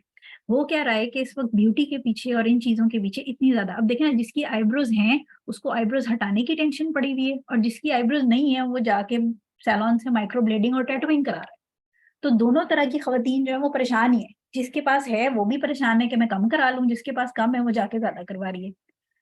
होता क्या है कि जब आप सोसाइटी में इस किस्म की ब्यूटी को एक स्टैंडर्ड बना देते हैं, तो जनरली जो लो या मिडिल क्लास तबका है वो फाइनेंशियली भी, यानी पैसों के लिहाज से भी उसको प्रॉब्लम हो रही होती है, वो माशरती तौर पे भी प्रॉब्लम हो रही होती है, ठीक है, अखलाकी तौर पे भी, और उसके इमोशनली जज्बाती तौर पे भी। क्यों भला? क्योंकि पैसे कम है तो प्रोसीजर एक्सपेंसिव है, कैसे कराएं। माशरती तौर पे क्या मसला हो रहा है कि हर खातून इतनी परफेक्ट और खूबसूरत दिख रही है, जो टीवी पे आ रही है, जो खबरें पढ़ रही है, जो ड्रामे में आ रही है, जो इर्द-गिर्द आपके जो पैसा से अफोर्ड कर सकती है वो प्रोसीजर्स, वो प्लास्टिक लोग या वो परफेक्ट लोग, तो वो ऑटोमेटिकली माशरती तौर पे औरत के ऊपर प्रेशर डेवलप हो रहा है। एक नॉर्मल हाउसवाइफ या एक बच्ची जो नहीं अफोर्ड करती, उसको परफेक्ट दिखने का प्रेशर डेवलप हो रहा है। इसी तरह फिर अब इस खूबसूरती की रैट रेस के अंदर आप अपनी जो आपकी माशरती और जो इस्लामी वैल्यूज हैं, हराम हलाल का जो सही गलत का जो कंपस है वो खराब होने लग जाता है। ठीक है? तो हर लिहाज से एक लेवल तक ब्यूटी ठीक है, लेकिन जब आप इसके अंदर इस कदर इसको इम्पोर्टेंस देने लगते हैं, तो बाकी सारी चीजें साइड पे हो जाती हैं और फिर बेचारी बच्चियों को रिश्तों के मसले शुरू हो जाते हैं। क्योंकि हर कोई जो है वो चाह रहा होता है कि उसको एक परफेक्ट बीवी, एक परफेक्ट बहू मिले। ठीक है? कि मतलब आईब्रोज ऐसी हों, बाल ऐसे हों, नाखून ऐसे हों, पतली होनी चाहिए, पेट ना निकला हो, ठीक है? तो ये चीज़ें जो है ना, ये इसीलिए अल्लाह ताला ने एक लेवल तक इनको अलाउ किया है और उसके बाद उनको स्टॉप करने को कहा है। क्योंकि फिर ये माशरे में बुराई जन्म लेती है, फिर ये आपको फ्रस्ट्रेशन, एंग्ज़ायटी डेवलप करते हैं। और होता क्या है कि जो ख़वातीन अफ़ोर्ड कर रही हैं या जिनके पास और कोई काम ही नहीं है, वो फिर आई कैंडी बन जाती हैं, यानी सारे मर्द भी उनको देख के खुश हो रहे हैं, औरतें भी उनको देख के कह रही हैं कि अच्छा मुझे ऐसा दिखना है, ठीक है? तो ये एक जनरल अल्लाह ताला की तरफ से एक हर चीज़ की लिमिट्स हैं, कि इतना तुम करो और इसके बाद वो नाजायज़ हो जाएगी। इसी तरह अगर आप ये देखिए कि ये पिक्चर्स मैंने इसलिए लगाई हैं आपको दिखाने के लिए कि जो फैशन ट्रेंड्स होते हैं, अब आईब्रोज पे क्योंकि हम बात कर रहे हैं, तो आईब्रोज हमेशा मैं अगर किसी को मना करूँ या जैसे पहले बहुत ज़्यादा कॉमन था, लेज़र से लोग आईब्रोज बनवा रहे होते थे। तो अगर किसी को मना किया जाए तो उसने आगे से ये कहना होता है कि नहीं देखिए मैं मर्दाना लगती हूँ। ये अक्सर आर्ग्यूमेंट होता है कि मैं मर्दाना लगती हूँ। अब मैंने ये अपनी लाइफ में मैं 40 साल की हो रही हूँ, मैंने ये बात नोट की है कि आईब्रोज जो है ना उससे को मर्दाना और ज़नाना कोई नहीं लगता, हॉनेस्टली। हाँ, दाढ़ी मूँछों से मर्दाना और ज़नाना ज़रूर लगते हैं, इसीलिए अल्लाह ताला ने मर्द को मूँछें, दाढ़ी मतलब दाढ़ी स्पेशली साफ करने से और मूँछों को ट्रिम करने का कहा है, साफ करने का, लेकिन दाढ़ी से मना क्यों किया है? क्योंकि मर्द की मर्दानगी उसके अंदर है। औरत को क्यों परमिशन दे दी गई? क्योंकि औरत मर्द लगने लग जाएगी अगर उसने दाढ़ी उगा ली, ठीक है? लेकिन आईब्रोज से आज तक मैंने किसी को मर्द और औरत यानी अगर किसी औरत ने प्रॉपर श्रृंगार किया हुआ है, अपना मेकअप किया हुआ है, अपनी बाकी सारी चीज़ें उसकी बॉडी, उसके कपड़े, उसके बाल, बाकी सारी चीज़ें ग्रूम्ड हैं, तो मैंने किसी औरत को आईब्रोज के ऊपर मर्द लगते नहीं देखा, ठीक है? दूसरी बात ये है कि आईब्रोज जो है ना उसमें मर्दानगी और औरत वाला चक्कर नहीं है, उसमें एक फॉलोइंग है, क्योंकि जो फैशन ट्रेंड्स हैं वो आप पीछे जितने भी आपकी एज हो, आप पीछे मुड़ के देख लीजिए, फैशन ट्रेंड्स जो हैं वो डिसबिलीवर जो हमारे हॉलीवुड के एक्टर्स हैं या बाहर के, उनसे एक फैशन ट्रेंड स्टार्ट होता है, ठीक है? और उसके बाद वो फिर आहिस्ता-आहिस्ता करके मुसलमानों की और मुसलमान औरतें जो हैं वो उनको फॉलो करने के चक्कर में अपनी आईब्रोज के साथ खेल रही होती हैं। अब अगर आप ये पहली तस्वीर देखें, तो ये एक 70s और 80s की बड़ी मशहूर मॉडल और एक्ट्रेस हैं ब्रुक शील्ड।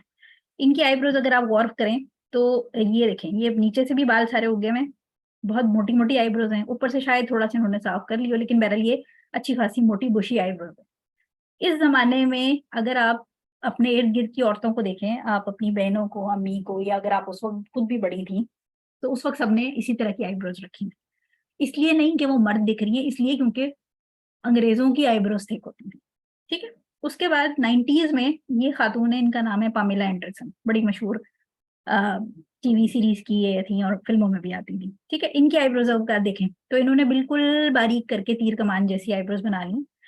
अब ये मर्द लग रही है और ये औरत, ऐसा नहीं है। ये भी औरत है, ये भी औरत है। लेकिन क्योंकि इस ज़माने में ये ट्रेंड पामेला एंडरसन और हर औरत ने जो वेस्ट की एक डिसबिलीविंग औरतें थी, उन्होंने पतली आईब्रोज़ का ट्रेंड स्टार्ट कर दिया, तो हर औरत ने अपनी आईब्रोज़ उड़ा के और बारीक बिल्कुल आर्च शेप में कर ली, ठीक है? उसके बाद बीच में कुछ और ट्रेंड्स चले, मेरे पास इतनी पिक्चर्स लगाने की जगह नहीं थी। सो ये अब 2022 का ट्रेंड है। ये एक बड़ी मशहूर मॉडल और एक्ट्रेस हैं, कारा डेलविनी नाम है इनका आई थिंक, जो सरनेम है वो मुझे प्रोनाउंस करने में थोड़ा-सा प्रॉब्लम होता है। बहरहाल इनकी आईब्रोज आप देख लें, ये थिक हैं, शदीद किस्म की, मोटी भी हैं और डेंस भी हैं। ये मर्द नहीं लग रही। प्लस इनके फैशन सेंस में अब आपकी जो नॉर्मल मुसलमान औरतें हैं, जिनकी आईब्रोज हल्की हैं, वो जा-जा के माइक्रो ब्लेडिंग यानी टैटूइंग करा रही हैं अपनी आईब्रोज को थिक करने के लिए। और ये सिर्फ मैं अपने इर्द गिर्द नहीं देखती, या आपने भी अपने इर्द गिर्द देखा होगा मिडिल ईस्ट में, यूरोप में, हर जगह कि माइक्रो ब्लेडिंग लोग कराने लग गए हैं, जो कि अगेन वो उसमें भी अल्लाह ताला की लानत है कि आप आईब्रोज को टैटू करा रहे हैं इस तरह थिक दिखाने के लिए। ठीक है, तो आईब्रोज के मोटे पतले होने का कोई चक्कर नहीं है निस्वानियत से, ये आपके दिमाग का मसला होता है कि जब हमें ये लगता है कि क्योंकि सब फैशन ट्रेंड में सबकी थिक है तो हम भी थिक कर लेते हैं, सबकी पतली है तो हम भी पतली कर लेते हैं। और इसके पीछे जो इब्लीस की जो सूरह निसा की आयत नंबर 119 है कि उसने जो वादा किया था अल्लाह ताला से कि मैं गुमराह करूंगा इन सब को, और इनके अंदर मैं झूठी ख्वाहिशें, नफसानी ख्वाहिशें इनकी बढ़ाऊंगा, और मैं इनको हुक्म दूंगा कि ये तेरी खलकत को बदल दें। ठीक है, तो ये वो चीज है, आईब्रोज वो चीज है, ये वो दरख्त है। जैसे हज़रत आदम को मना किया था, मैं आपको बार बार इसलिए रिमाइंड करा रही हूँ क्योंकि उसके चक्कर में उनको जो है वो हज़रत आदम अलैहिस्सलाम को फिर तौबा उन्होंने स्पेशली की थी कि नबी थे वो, लेकिन उनसे गलती हुई और उन्होंने तौबा की। तो हम इंसान हैं, हमें अल्लाह ताला ने औरत को पूरे जिस्म के बाल हटाना अलाउ किए, सिर्फ आईब्रोज से मना किया है। हमें इसका जरूर ख्याल रखना चाहिए। ठीक है, अच्छा, इस पेज का लास्ट पॉइंट है कि हमेशा देखिए कि जब भी जो चीज फितरत पे है, जिसको अल्लाह ताला ने फितरत पे पैदा किया, और जब वो अपनी फितरत से हटने की कोशिश करेगी, ये बिल्कुल ऐसे है जैसे आपने कंप्यूटर का कोई सॉफ्टवेयर है उसको डिजाइन किया है और आप उस सॉफ्टवेयर के ऊपर आप उस प्रोग्राम को रन करना चाहते हैं। तो अगर वो प्रोग्राम अपने सॉफ्टवेयर से हटेगा तो या तो वो क्रैश करेगा, या वो लैग करेगा, या वो करप्ट हो जाएगा। ठीक है, तो इसी तरह हमारी जो रूह है उसकी प्रोग्रामिंग अल्लाह ताला ने फितरत पे की है। जब भी ये रूह अपनी फितरत से, अपनी प्रोग्रामिंग से हटेगी, तो उसका साइड इफेक्ट क्या आएगा कि या तो क्रैश करेगी पर्सनैलिटी, इंसान क्रैश करेगा, या वो लैग करने लग जाएगा, यानी उसकी वर्किंग परफॉर्मेंस खराब होने लग जाएगी। और ये चीज हम देखते हैं, जैसे कि आपने देखा कि मेंटल हेल्थ प्रॉब्लम्स औरतों में बहुत बढ़ना शुरू हो गई। औरत खुश ही नहीं होती किसी चीज से, ठीक है ना। यानी जो ब्यूटी इंडस्ट्री है उसने औरत को, एक आम औरत के दिमाग में ये डाल दिया है कि तुम अगर ये नहीं करोगी तो तुम बदसूरत हो जाओगी। अच्छा, अब वो सब करने के बावजूद भी औरत के अंदर anxiety, mental depression, mental illness, ये सब चीजें बढ़ रही हैं। क्यों बढ़ रही हैं? ऑल्दो कि अब तो बहुत सारी साइंस के नए तरीके आ गए हैं, खूबसूरत बनी नहीं, जिसके बाल लंबे नहीं है वो लंबे बाल भी कर रहा है, जिसका कद लंबा नहीं है वो हीलें पहन के कद भी लंबा कर रहा है, सारा कुछ हो रहा है। फिर भी औरत इतनी परेशान क्यों है? इसमें एक और चीज हमेशा देखिएगा कि हमारे टीचर ने बड़ी अच्छी हमें एक एग्जाम्पल दी थी कि हम इंसान हर चीज की हिकमत जानना चाहते हैं कि अल्लाह ताला ने एक चीज मना की है, इसकी क्या हिकमत है। तो उन्होंने बड़ी अच्छी एग्जाम्पल हमें ये दी थी कि एक आपने लेट्स सपोज कि किसी ने एक कंप्यूटर का गेम बनाया, सॉफ्टवेयर बनाया गेम का, और उसने गेम में जितने कैरेक्टर हैं उन सबको कोई ना कोई स्ट्रेंथ और वीकनेसेस दे दी, और वो बाहर बैठा अब गेम को देख रहा है, और जो गेम के कैरेक्टर्स हैं उनको नहीं पता कि उस डब्बे के बाहर क्या दुनिया है। वो गेम के कैरेक्टर समझते हैं कि हमें सब पता है, हम we are in control of everything, हम सब जानते हैं, हम हर चीज पर कादिर हैं। लेकिन उनको नहीं पता कि जो जिसने गेम बनाया है वो बाहर बैठा है, और उसने क्यों किसी चीज की क्या रीजन, लेवल 1 में क्या डिफिकल्टीज दी, लेवल 2 गेम में क्या डिफिकल्टीज दी। तो जो गेम के कैरेक्टर हैं वो समझते हैं कि उनको हर लेवल में सब पता है, लेकिन उनको कुछ नहीं पता होता जो बाहर बैठा है, जो गेम का मेकर है, क्रिएटर है, वो जब चाहे गेम के अंदर चीजें चेंज कर दे। उसने मुख्तलिफ लेवल्स ऑफ ट्रायल्स रखे हुए हैं, जिसको पास करने के बाद जो गेम है वो लेवल 2 या लेवल 3 पे पहुंचता है।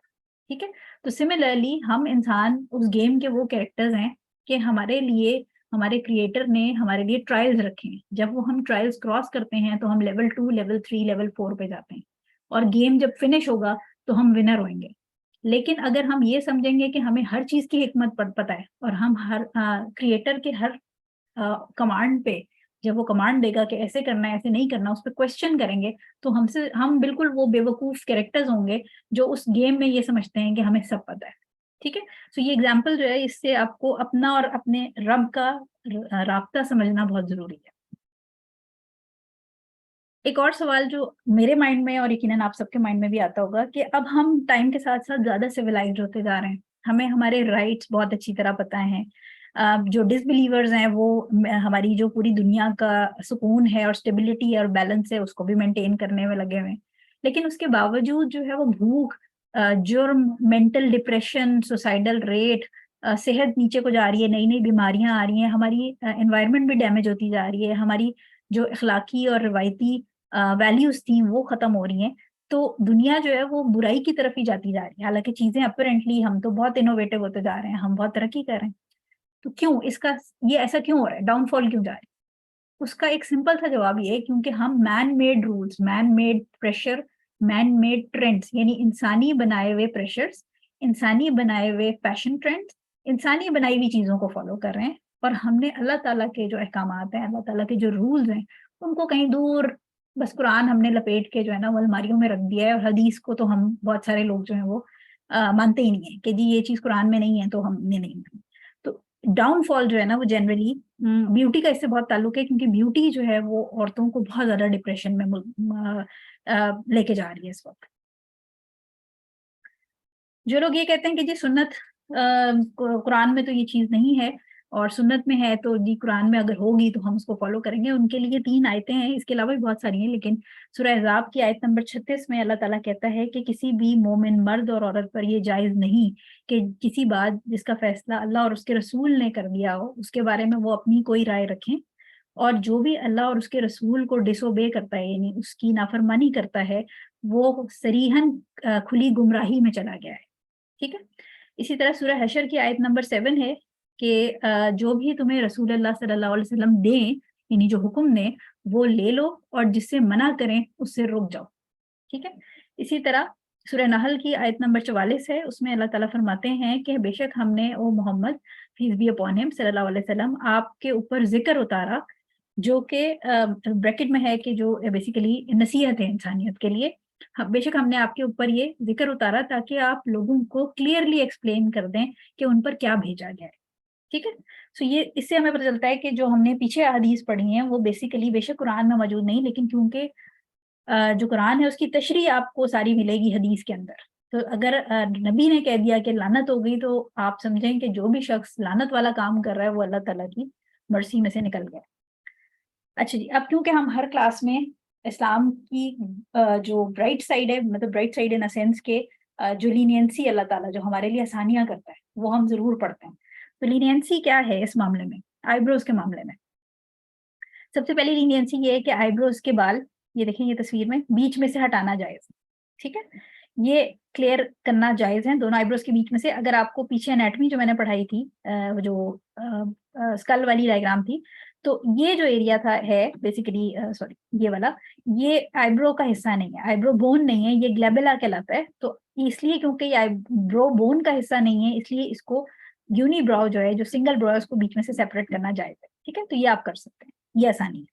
इसके अलावा आईब्रोज को डाई करना परमिसिबल है, except white, sorry except black, या वही जो हमने बात की थी कि पिंक और पर्पल और इस किस्म की, तो डाई आप कर सकते हैं आईब्रोज को, क्योंकि बालों को जैसे डाई करना जायज है इसी तरह आईब्रोज को भी डाई करना जायज है। इसी तरह आईब्रोज को आप ट्रिम कर सकते हैं, अगर अगर ये याद रखिएगा उस वक्त के आप, जैसे बहुत सारी खवातीन हैं जिनको मीनोपॉज हो जाता है, 50 60 70 साल की, उनके आईब्रोज के बाल कभी कभी इतने लंबे हो जाते हैं कि वो लंबे होकर आंखों के अंदर जाने लग जाते हैं।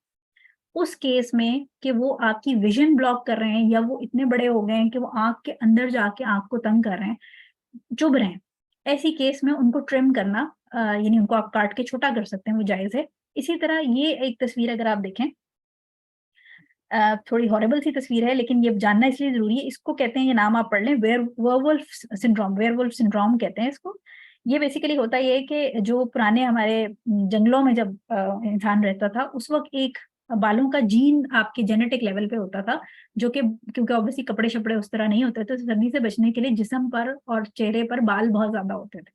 फिर आहिस्ता आहिस्ता जब इंसान बेटर सिविलाइजेशंस में शिफ्ट होने लगा, तो वो जीन जो है वो आहिस्ता आहिस्ता उसके वो सप्रेस हो गया। ये मैं आपको साइंटिफिक डिटेल बता रही हूँ इस सिंड्रोम की। ठीक है। तो कभी कभी बहुत रेयरली इस तरह होता है कि कुछ बच्चे जिनके अंदर ये सिंड्रोम होता है, वो माँ के पेट में ही उनके अंदर वो जीन एक्टिव हो जाता है, दोबारा एक्टिव हो जाता है, तो जिसकी वजह से आप ये देखें कि उनकी ये आईब्रोज देखें और चेहरे पर भी बाल और ये सब इस तरह दाढ़ी सी निकल आती है। ठीक है। तो ये अगेन हमने इस्लाम की बात की थी कि इस्लाम जब एबनॉर्मलिटी को फिक्स करने की बात आती है, तो आपके सारे रूल्स जो है वो साइड पे हो जाते हैं। तो इस केस में ये बच्ची जो है, क्योंकि आप देखें ये तो माथा भी इसका जुड़ा हुआ है और ये भी बीच में बड़े बुरे हालात हैं, तो ये एबनॉर्मलिटीज हैं। ठीक है। अक्सर हम थिक आईब्रोज वाली खवातीन को कहते सुनते हैं कि वो कहती हैं कि जी हम, हमारी एबनॉर्मल आईब्रोज है। तो अपने दिल से पूछें कि क्या वो एबनॉर्मल है या इसको आप एबनॉर्मल कहेंगे। ठीक है, तो एबनॉर्मल वो चीज होती है जो आपको इर्द गिर्द नजर ना आ रही, यानी बड़ा रेयर के आप देखें और आप कहें कि ओहो ये तो बड़ी मतलब डिफरेंट है, ये तो मैंने आज तो देखी, उसको एबनॉर्मल कहते हैं, कोई भी चीज जो नॉर्मल ना हो। अच्छा, इसी तरह कुछ बीमारियां इस तरह की होती हैं, जैसे ये सोराइसिस एक्जिमा वगैरह होता है आईब्रोज के अंदर, इसमें अगर आप क्रीम वगैरह लगाएं तो उससे कभी कभी बाल झड़ना शुरू हो जाते हैं, तो ऑब्वियसली इसमें आपकी कोई गलती नहीं है, आप तो सिर्फ क्रीम लगा रहे हैं। लेकिन ये कि डिजीज या कोई इस किस्म का मसला है, या कोई इस एरिया की आंख के पास की कोई ऐसी सर्जरी है जिसमें सर्जरी से पहले आईब्रो को शेव करना पड़े, उतारना पड़े सर्जन के कहने पे, तो वो सर्जन बिफोर सर्जरी उसको रिमूव कर सकते हैं। हलाल सॉल्यूशंस क्या होंगे, बड़ा इंपॉर्टेंट फैक्टर है। Brow kits and brow gels are available to brush, यानी इस तरह की आपको किट्स अब मार्केट में नजर आने लग गई हैं, ब्राउ किट्स कहलाती हैं। इसमें डिफरेंट कलर्स होते हैं, ये देखें ये खातून जिनकी थोड़ी सी इतनी बुरी नहीं है वैसे, लेकिन ये कि कुछ लोगों की होती है, इवन मैं पर्सनली खुद ये तरीका यूज करती हूँ, क्योंकि अगर आपकी आईब्रोज पतली हैं, कहीं से ज्यादा हैं या बीच में से गिरी हुई हैं, सही नहीं है, तो आप ये वाली किट्स इस्तेमाल करके मेकअप की, और इस तरह से अपनी आईब्रोज, इसके ट्यूटोरियल्स आपको यूट्यूब पे मिल जाएंगे, आप ये मेकअप करके अपनी आईब्रो जो है वो बना सकते हैं सही, आपको थ्रेडिंग या वैक्सिंग या कुछ करने की जरूरत नहीं है। ठीक है, इसी तरह ब्राउ पेंसिल्स आपको मिल जाती हैं, उससे भी आप बना सकते हैं। अच्छा, जो आईब्रोज को डाई करना है, ये देखें इसमें क्या कर सकते हैं आप, ये वाली जगह जो है इसको डार्क डाई कर लें तो ये भी प्रोमिनेंट हो जाती है, उससे जरा नीट लुक आने लग जाती है। इसके अलावा ब्लीचिंग एक्स्ट्रा हेयर, ये नीचे वाले बाल जो हैं, अच्छा इसमें थोड़ा सा जो ब्लीचिंग वाला चक्कर है, इसमें स्कॉलर्स का थोड़ा सा डिसएग्रीमेंट है कि जो नीचे ये जो एक्स्ट्रा बाल है इनको आप ब्लीच कर सकते हैं या नहीं, लेकिन इसमें शेख उस्मैन का जो है वो रहमतुल्लाह अलैह का फतवा अवेलेबल है। तो अगर आपको बहुत ही दिल कर रहा है कि नीट हो जाए आईब्रोज, तो बजाय इसके कि आप हराम काम में पड़े और उसको प्लग या ट्वीज करें, तो आप ये इस फतवे को कंसिडर करके और ये ब्लीच कर सकते हैं। ठीक है, तो इसको आप ब्लीच या पॉलिशर करके इस तरह जो एक्स्ट्रा बाल हैं वो आपकी ब्लीच पॉलिशर हो जाएंगे, और जो बीच वाले हैं उनको डाई करके ब्लैक कर सकते हैं, तो ये आपकी जरा नीट आईब्रोज हो जाएंगी। इसके अलावा अगर कोई नहीं ये करना चाहता, ब्लीच नहीं करना चाहता, तो आप हाई कवरेज की फाउंडेशन जो होती हैं वो यूज करके भी उन बालों को कवर कर सकते हैं। ये सारे मेकअप के थ्रू चीजें आराम से कवर हो सकती हैं, सिर्फ ये कि आपको थोड़ा सा प्रैक्टिस करनी पड़ेगी और सीखना पड़ेगा। लेकिन बहुत वो कहते हैं ना, when there is will there is way, जहाँ राह वहाँ चाह, तो जहाँ राह निकालनी हो, सॉरी चाह हो, जहाँ आप गुनाह से बचना की चाह हो, वहाँ राह निकल आती है। तो ये राह जो है वो मैंने आपको बताई है कि आप मेकअप से भी इसको इजीली कर सकते हैं, और अगर किसी की बहुत थिक है तो वो ये वाला काम कर सकते हैं। ठीक है, लेकिन आई थिंक कि ये इतनी वर्थ नहीं है कि आप ये अपनी आईब्रोज को नोच के या प्लग करके या ट्वीज या वैक्स करके और आप अल्लाह ताला की मर्जी से निकल जाएं सिर्फ इतनी छोटे से काम के चक्कर में। ठीक है ना, ये हमारी लास्ट स्लाइड है। हदीस है बुखारी और मुस्लिम की कि by Allah if a single person is guided by Allah through you, यानी अगर बाखुदा, हुजूर ने फरमाया बाखुदा अगर कोई एक शख्स भी तुम्हारे थ्रू गाइड हो जाता है, जिसको अल्लाह गाइड करना चाहता है और तुम्हारे थ्रू गाइड हो जाता है, it will be better for you than a whole lot of red camel, ये तुम्हारे लिए बहुत सारे रेड कैमल यानी लाल सुर्ख ऊंटों से बेहतर है। अच्छा, सुर्ख ऊंट जो है वो उस जमाने में, हुजूर सल्लल्लाहु अलैहि वसल्लम के जमाने में अरबियों के क्योंकि बड़े शौक ऊंटों से रिलेटेड होते हैं, बड़े वो शौकीन होते हैं कि अच्छी से अच्छी नस्ल का ऊंट हो, तो उस जमाने के जो रेड कैमल्स होते थे वो आज की रोज रॉयस समझे। एक और हदीस जो है उसके अंदर बकायदा हुजूर ने फरमाया कि 100 सुर्ख ऊंटों से बेहतर है, अगर तुम्हारे थ्रू अल्लाह ताला किसी को एक शख्स को भी गाइड कर देता है तो वो 100 सुर्ख ऊंटों से बेहतर है। तो आप सोचें कि आजकल के ज़माने में अगर कोई एक शख्स जिसको आपने आज ये जो समझा है आप वो खुद भी प्रैक्टिस करें और आगे किसी एक शख्स को भी आप ये कन्विंस करने में कामयाब हो जाते हैं, तो ये ऐसे है जैसे आपको अल्लाह ताला की तरफ से 100 रोज रॉयज मिल गई।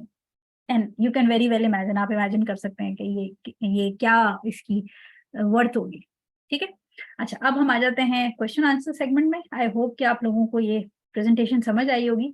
मैं चैट बॉक्स भी खोल लेती हूँ, अगर कोई चैट में क्वेश्चन करना चाहता है और माइक अनम्यूट करके करना चाहता है, दोनों केसेस में। सानिया का मैसेज मेरे पास आया हुआ है, मैं पहले उसका जवाब दे दूं। उन्होंने पूछा है are unibrows permissible to remove those between eyebrows, I heard there is a difference of opinion, what's the correct. जी सानिया, मैंने आपको बता दिया है, इसमें करेक्ट जो मेजोरिटी का ओपिनियन है वो ये है कि जो जुड़ी हुई भावें हैं बीच में से वो हटाना जायज है उसको, क्योंकि वो भवों का हिस्सा नहीं है। और हमने मेडिकली और एनाटमिकली भी, सॉरी मेडिकली नहीं, एनाटमिकली भी हमने देख लिया कि जो आईब्रोज के, अगर आप दोबारा चाहें तो मैं आपको वो स्लाइड दोबारा दिखा देती हूँ, रुकें पीछे करके, एक सेकेंड रुकें, ताकि आपको पता चल जाए कि ये देखें, ये जो आईब्रोज के बीच वाला ये एरिया, ये ब्रोबोन्स नहीं, ठीक है, और ये ग्लेबेला कहलाता है, ठीक है। तो दोनों आईब्रोज के बीच का जो एरिया है वो लुग़वी तौर पर, जो अरबी की डिक्शनरी है और एनाटमी है साइंटिफिक, उसके हिसाब से भी वो आईब्रो का हिस्सा नहीं है, क्योंकि वो ग्लेबेला है। तो ब्रो बोन्स जो है उसके ऊपर जो बाल हैं वो आईब्रोज हैं, इन दोनों के बीच में अगर यहाँ बाल हैं तो आप उसको हटा सकते हैं, ठीक है। अच्छा, चैट में से ही मैं देख लेती हूँ, अगर किसी ने हैंड रेस किया तो वो आप अनम्यूट करके सवाल कर सकती हैं, कोई मसला नहीं है। जी, मुझे पूछना था कि जो आईब्रोज़ हैं उसके नीचे जो बाल रहते हैं, यूजुअली बहुत लोग बोलते हैं कि हम आईब्रोज़ नहीं बनवा रहे हैं, हम सिर्फ़ क्लीन करवा रहे हैं। जैसे कि बाल थोड़े जो नीचे हैं या बाल ऊपर हैं, हम शेप नहीं करवा रहे हैं, हम सिर्फ़ क्लीन करवा रहे हैं। तो वो सही है? देखें, हमने अभी क्या पढ़ा कि आईब्रोज जो है उसको कहीं हुजूर सल्लल्लाहु अलैहि वसल्लम ने हदीस में कहीं ये नहीं कहा कि नीट बनवाना जायज है और शेप बनवाना ना जायज। उन्होंने कहा कि ये आईब्रोज के मतलब बेसिकली ये बाल जो आपके नीचे हैं या ऊपर हैं, जो भी आईब्रोज की जो ब्रो बोन के ऊपर बाल हैं, उनको आपने हाथ ही नहीं लगाना। ये सिर्फ वो बनी इसराइल वाली हरकत है कि हम कान को एक साइड से पकड़ने के बजाय दूसरी साइड से पकड़ें, कि ये तो हम नहीं कर रहे, बट हम ये इस तरह कर लेते हैं इसको, जैसे वो जब सब्त का दिन होता था तो कहते थे हम मछलियां नहीं पकड़ते, लेकिन हम जाल डाल के आ जाते हैं। सो ये वाली काम, या गड्ढा खोद के आ जाते हैं, तो ये उस किस्म की एक्सप्लेनेशन है। आईब्रोज इन एनी केस, चाहे आईब्रो के नीचे बाल है, आईब्रो के ऊपर बाल है, आपने उसको हाथ नहीं लगाना। उसके हमने हलाल ऑल्टरनेटिव पढ़ लिए हैं, अगर आप उसको नीट करना चाहते हैं तो आप उसको मेकअप से कवर कर सकते हैं, आप उसको ब्लीच पॉलिशर के साथ मैनेज कर सकते हैं। रिजवाना कह रही है this anatomy is new knowledge for me, thank you, welcome. Anatomy पढ़ाना इसलिए जरूरी है क्योंकि जब आपको डेफिनेशन पता होगी कि ब्रो बोन क्या होती है, तो फिर आपको आईब्रोज भी पता होंगी, फिर ये सवाल नहीं आएगा दिमाग में कभी भी कि बाल आईब्रो कहाँ से शुरू हो रही है और कहाँ खत्म हो रही है। अच्छा, अर्शीन पूछ रही हैं कि मैम इसकी रिकॉर्डिंग ग्रुप में सेंड कर सकते हैं। अच्छा ठीक है जी, रिकॉर्डिंग बिल्कुल ग्रुप में भी सेंड हो जाएगी इंशाल्लाह, और यूट्यूब पर भी लोड हो जाएगी। इसके जी, ये मेरे पास, जी जी बताइए। अस्सलाम वालेकुम। वालेकुम अस्सलाम। मुझे कुछ पूछना भी नहीं, एडिशन करना था, थोड़ा जी बोलना जी, था जी जी इस बताइए। बारे में। वो जो एक मेरे एक कोई जानने वाले हैं, उन्होंने बताया था कि आईब्रोज करने से वो जो नर्वस सिस्टम है आंखों के पास, जो जी नर्व्स है, नर्व जी जी एंडिंग्स, उनको थोड़ा ये पड़ता है, प्रेशर पड़ता है, और इसमें आगे जाके डिमेंशिया होने का चांसेस ज्यादा है। जी बिल्कुल, ऐसे ऐसे मैं इसको ये कुछ एक्सप्लेन कर सही देती है? हूँ, बिल्कुल बिल्कुल ठीक है, ये बिल्कुल ठीक है। असल में देखिए, मैंने उस वक्त यही बात की थी कि हम साइंस में अभी तक तरक्की कर रहे हैं, साइंस ने दुनिया का हर सीक्रेट जो है वो डिस्क्लोज नहीं कर लिया, उसको डिस्कवर नहीं कर लिया। तो हो सकता है कि अगले 5-8 साल में कोई और नई रिसर्च हो और इसके बहुत ज्यादा डेडली किस्म के भी हमें पता चल जाए, क्योंकि आहिस्ता आहिस्ता रिसर्च होती है। लेकिन बेसिकली जो आईब्रो का एरिया होता है, इसमें सुप्रा ऑर्बिटल एक नर्व होती है जो आपके ऑर्बिट के ऊपर होती है, यानी ऑर्बिट जो जहाँ पर आंखें हैं उसके ऊपर, और वो आईब्रो के एरिया से गुजरती है। सो इसीलिए आपने देखा होगा कि जब जो लोग थ्रेडिंग कराते हैं आईब्रोज, वो थ्रेडिंग कराते हैं तो अक्सर जो है ना वो छींकें आना शुरू हो जाती हैं और ट्विचिंग शुरू हो जाती है आईज की। सो बेसिकली वो नर्व जो मुख्तलिफ वहां से गुजर रही होती हैं, फेशियल नर्व और सुप्राऑर्बिटल नर्व, ये स्टिमुलेट होती हैं।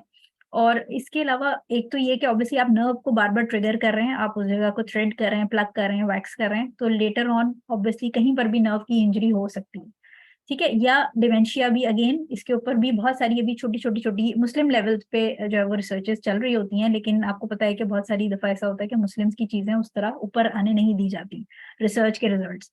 दूसरी बात ये कि इसका एक और जो मैं आपको ब्यूटी के पॉइंट ऑफ व्यू से साइड इफेक्ट बताऊं, जो कि मैंने खुद देखा है, ऑब्जर्व किया है, कि जैसे आपके दरख्त होते हैं वो जब स्लोप पे लगे होते हैं तो उनकी जड़ें जो हैं वो सॉइल इरोजन को रोकती हैं। सिमिलरली जो आपकी आईब्रोज के बाल हैं, ये मैंने बहुत नोट किया है, इसके ऊपर मेरे पास कोई साइंटिफिक डाटा अवेलेबल नहीं है, लेकिन ये मेरी अपनी ऑब्जर्वेशन है कि जब आप बहुत ज्यादा आईब्रोज को जो लोग प्लग करते हैं, उनकी एक सर्टेन एज के बाद, तकरीबन 30-35 साल के बाद, जो आईलिड है वो ढीली होना शुरू हो जाती है, और धीरे होके वो आहिस्ता आहिस्ता ड्रूप सी करके नीचे को आने लग जाती है, सॉफ्ट हो जाती है। तो उसकी भी मुझे बहुत ज्यादा ये फीलिंग आती है कि जैसे आप किसी जगह से दरख्त उखेड़ दें तो उस जगह की मिट्टी भुरभुरी होकर नीचे को गिर जाती है, सॉइल इरोजन हो जाती है। सिमिलरली जब आईब्रोज के आप जो लोग बाल बहुत ज्यादा ट्वीज और रिमूव करते रहते हैं, उनकी आईलिड लूज हो जाती है और उनको एजिंग ट्रिगर हो जाती है उस एरिया में। ये मेरी पर्सनल ऑब्जर्वेशन है।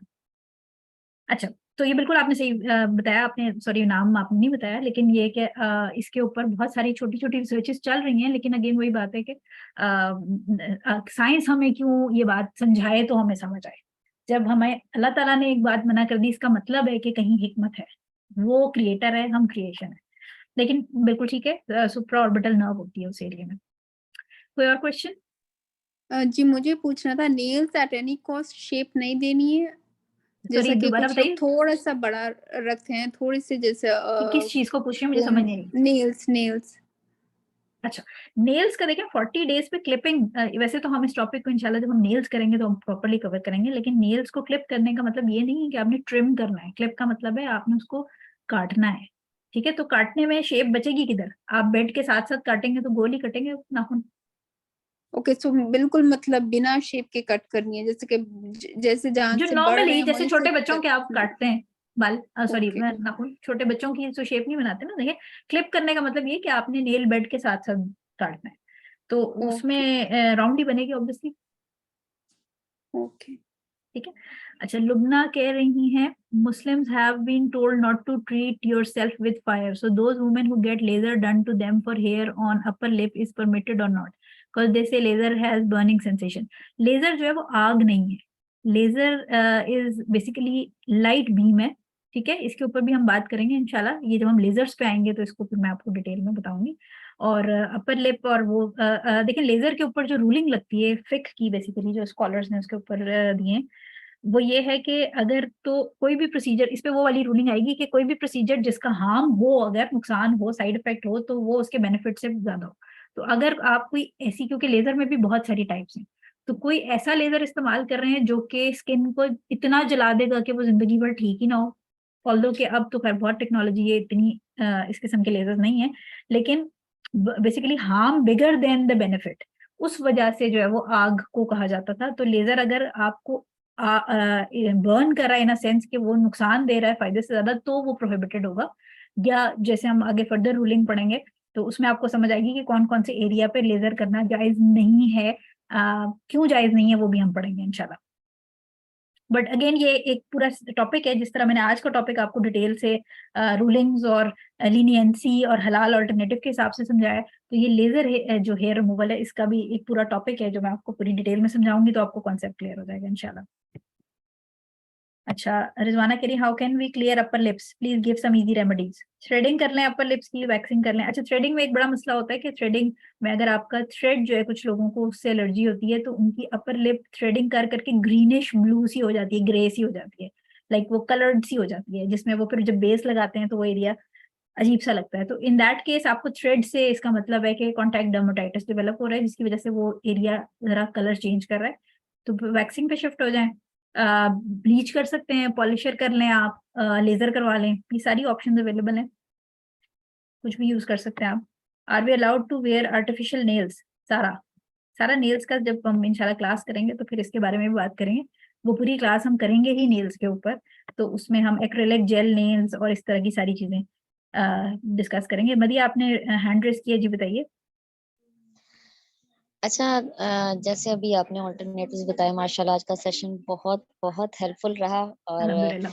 लिटरली मेरे लिए भी कुछ बातें नई थी जो मैंने सुनी। ऑल्दो ये सारी हदीस जो आपने बयान की मेरे इल्म में थी, लेकिन जिस अल्हम्दुलिल्लाह। अंदाज से आपने उसको बयान किया है, एक मेडिकल पॉइंट ऑफ व्यू से उसको साथ रिलेट करके, इट्स अमेजिंग।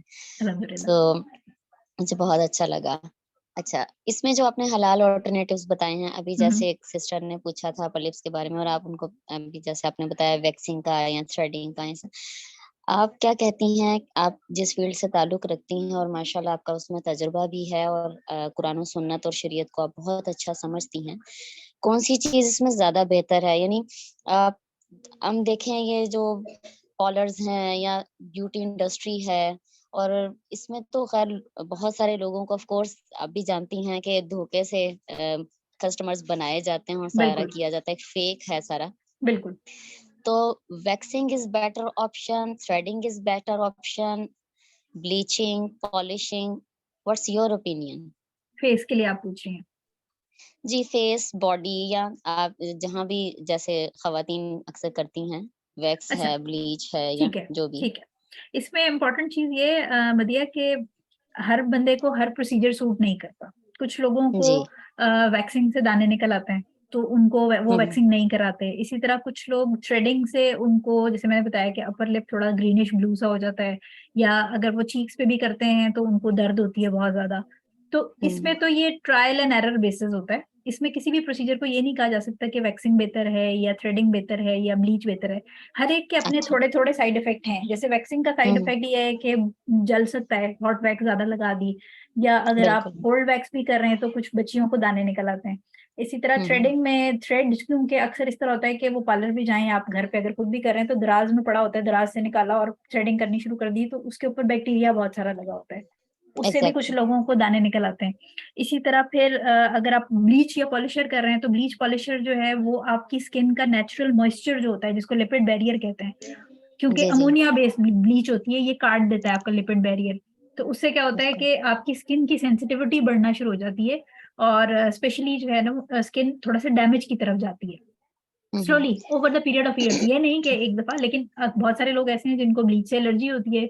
मेरी अपनी राइट एक फ्रेंड राइट। है, वो ब्लीच लगाती है, उनका मुंह सूज जाता है, उनको अमोनिया से एलर्जी है। ठीक है ना। अच्छा, फिर एक और ऑप्शन लेजर की है आपके पास, लेजर हेयर रिमूवल है। लेजर हेयर रिमूवल का साइड इफेक्ट ये हो सकता है कि लेजर से अगर आपका जिससे आप करवा रहे हैं, क्योंकि बहुत कम डॉक्टर्स हैं जो खुद लेजर करते हैं, ज्यादातर टेक्नीशियंस होती हैं। टेक्नीशियंस बेचारी जो है वो ज्यादा पढ़ी लिखी बच्चियां नहीं होती, उनको सिर्फ सही रटवा है। दिया होता है कि आपने इतनी इतनी एनर्जी पे ये वेव लेंथ रख के और काम कर देना है। तो उसमें ये सही। हो सकता है, या मशीन की क्वालिटी पे डिपेंड करता है। अगर लेजर की मशीन अच्छी नहीं है या कोई सस्ता हल्का ब्रांड है तो वो हम्म जला सकती है। ठीक है, उसमें हम्म। फिर डिपेंड करता है कितना जला, कभी कभी ज्यादा जल जाता है तो वो ठीक होने में मसला कर रहा है। दूसरी बात है कि लेजर का एक शॉर्ट कमिंग ये है, नुकसान तो मैं नहीं कहूंगी, लेकिन लेजर जो है ना वो थिक और काले बालों को रीड करता है। अगर आपके बाल गोल्डन है या ब्राउन है, और हम्म। जो नीचे जो जिल्द की रंगत है वो बहुत डार्क है, तो लेजर के लिए उसको रीड करना, बालों को रीड करना मुश्किल हो जाता है। सही तो है। लेजर में सबसे अच्छा रिजल्ट जो है वो उस वक्त आता है जब आपकी जो बेस है, स्किन का कलर बहुत फेयर हो और उस पर बाल बहुत काला हो। ये बेस्ट अच्छा। बेस्ट पेशेंट होता है हमारे लिए, जिसके ऊपर बहुत क्विक रिजल्ट आता है। जितना बेस कलर डार्क होगा, यानी जिल्द की रंगत जितनी डार्क होगी, और हम्म। बाल जितना पतला या बाल जितना हल्का काला होगा, यानी ब्राउन या गोल्डन में होगा, तो उतना जी। स्लो रिजल्ट होगा और उतना अच्छा रिजल्ट नहीं आएगा। इसीलिए जो ब्लीच होता है, ब्लीच वाले बालों पे लेजर नहीं हो सकता, या सफेद सही। बालों पे लेजर नहीं हो सकता। अच्छा अच्छा, यहाँ से मेरा एक और सवाल ये है कि जैसे भी आपने बताया ऑफ कोर्स के इनके साइड इफेक्ट्स भी होते हैं। अच्छा, वो लोग जिनके स्किन सेंसिटिव होती है और वो इन प्रोडक्ट्स को यूज भी नहीं करना चाहते इनके साइड इफेक्ट्स की वजह से, और वो ऐसा कोई एक्सपेरिमेंट नहीं करना चाहते, वो अपने आप को तख्ता मश्क भी नहीं बनाना चाहते, हम्म। और वो यानी आप यूं समझ लें कि ब्यूटी इंडस्ट्री से काइंड ऑफ मुतासिर होकर वो इसको अवेल भी करना चाहते हैं, ऐसे लोगों के लिए आप क्या दरमियानी राह निकाल सकेंगी? उपटन इस्तेमाल करना शुरू कर दें, मेरा ख्याल है उपटन लगाएं, बनाएं घर में खुद ही, और लगाएं और उसको लगा के जो है ना वो रगड़ेंगे तो फिर कुछ ना कुछ बाल उतर ही जाएंगे। सही। ठीक है, वो आसान है। आई थिंक दैट्स द चलिए। Easiest way out. ठीक है, सही। Thank you so much, you are nice to welcome. Talk. Same है जी। अच्छा, जिया पूछ रही हैं, what is your view about hair removal cream, are they make skin sensitive and become blackish skin. अच्छा जी, हेयर रिमूवल क्रीम जो है अंडर आर्म्स और अंडर लेग्स के लिए कोई मसला नहीं है, लेकिन ज्यादातर जो है ना वो एक तो देखें ब्रांड अच्छा लें जो भी आप ले रहे हैं। दूसरी बात ये कि कुछ लोगों की स्किन सेंसिटिव होती है, तो आप कोशिश ये करें कि वो जगह थोड़ी सी वेट कर लें। वहां पर या तो आप थोड़ा पानी लगा लें, या जैसे सैलून में होता है ना, ब्लीच पॉलिशर करने से पहले वो हल्की सी वैसलीन या कोई विटामिन ई की क्रीम की लेयर लगा देते हैं। उस तरह की आप बेशक कोई लेयर लगा लें, क्योंकि देखें हम जो हेयर रिमूवल क्रीम है उसमें आपके एक्स्ट्रा बालों पे काम करना है, हमें उसको जड़ में एब्जॉर्ब कराने की जरूरत नहीं है। ठीक है, तो जैसे ब्लीच पॉलिशर ने बालों की शैफ्ट को ब्लॉन्ड करना होता है, इसीलिए पार्लर में अक्सर खवातीन जिनकी सेंसिटिव स्किन होती है उनको ब्लीच लगाने से पहले वैसलीन या पेट्रोलियम जेली या विटामिन ई की कोई क्रीम नीचे लगा के उसके ऊपर पॉलिशर लगाया जाता है। तो आप अंडर आर्म, अंडर लेग्स के ऊपर अगर क्रीम यूज करना चाहते हैं तो आप ये कर सकते हैं कि वहाँ पेट्रोलियम जेली, वैसलीन या कोई विटामिन ई की क्रीम की एक लेयर लगाएं, बहुत मोटी नहीं, पतली लेयर, और उसके ऊपर, क्योंकि बाल ऑब्वियसली आपके उससे बाहर ही निकल आएंगे, पतली लेयर्स के बाहर ही होंगे, तो उसके ऊपर जब आप क्रीम लगाएंगी तो क्रीम स्किन को टच नहीं कर पाएगी, लेकिन वो आपके जो ऊपर बाहर बाल निकले हुए हैं उनको वो गला देगी। ठीक है।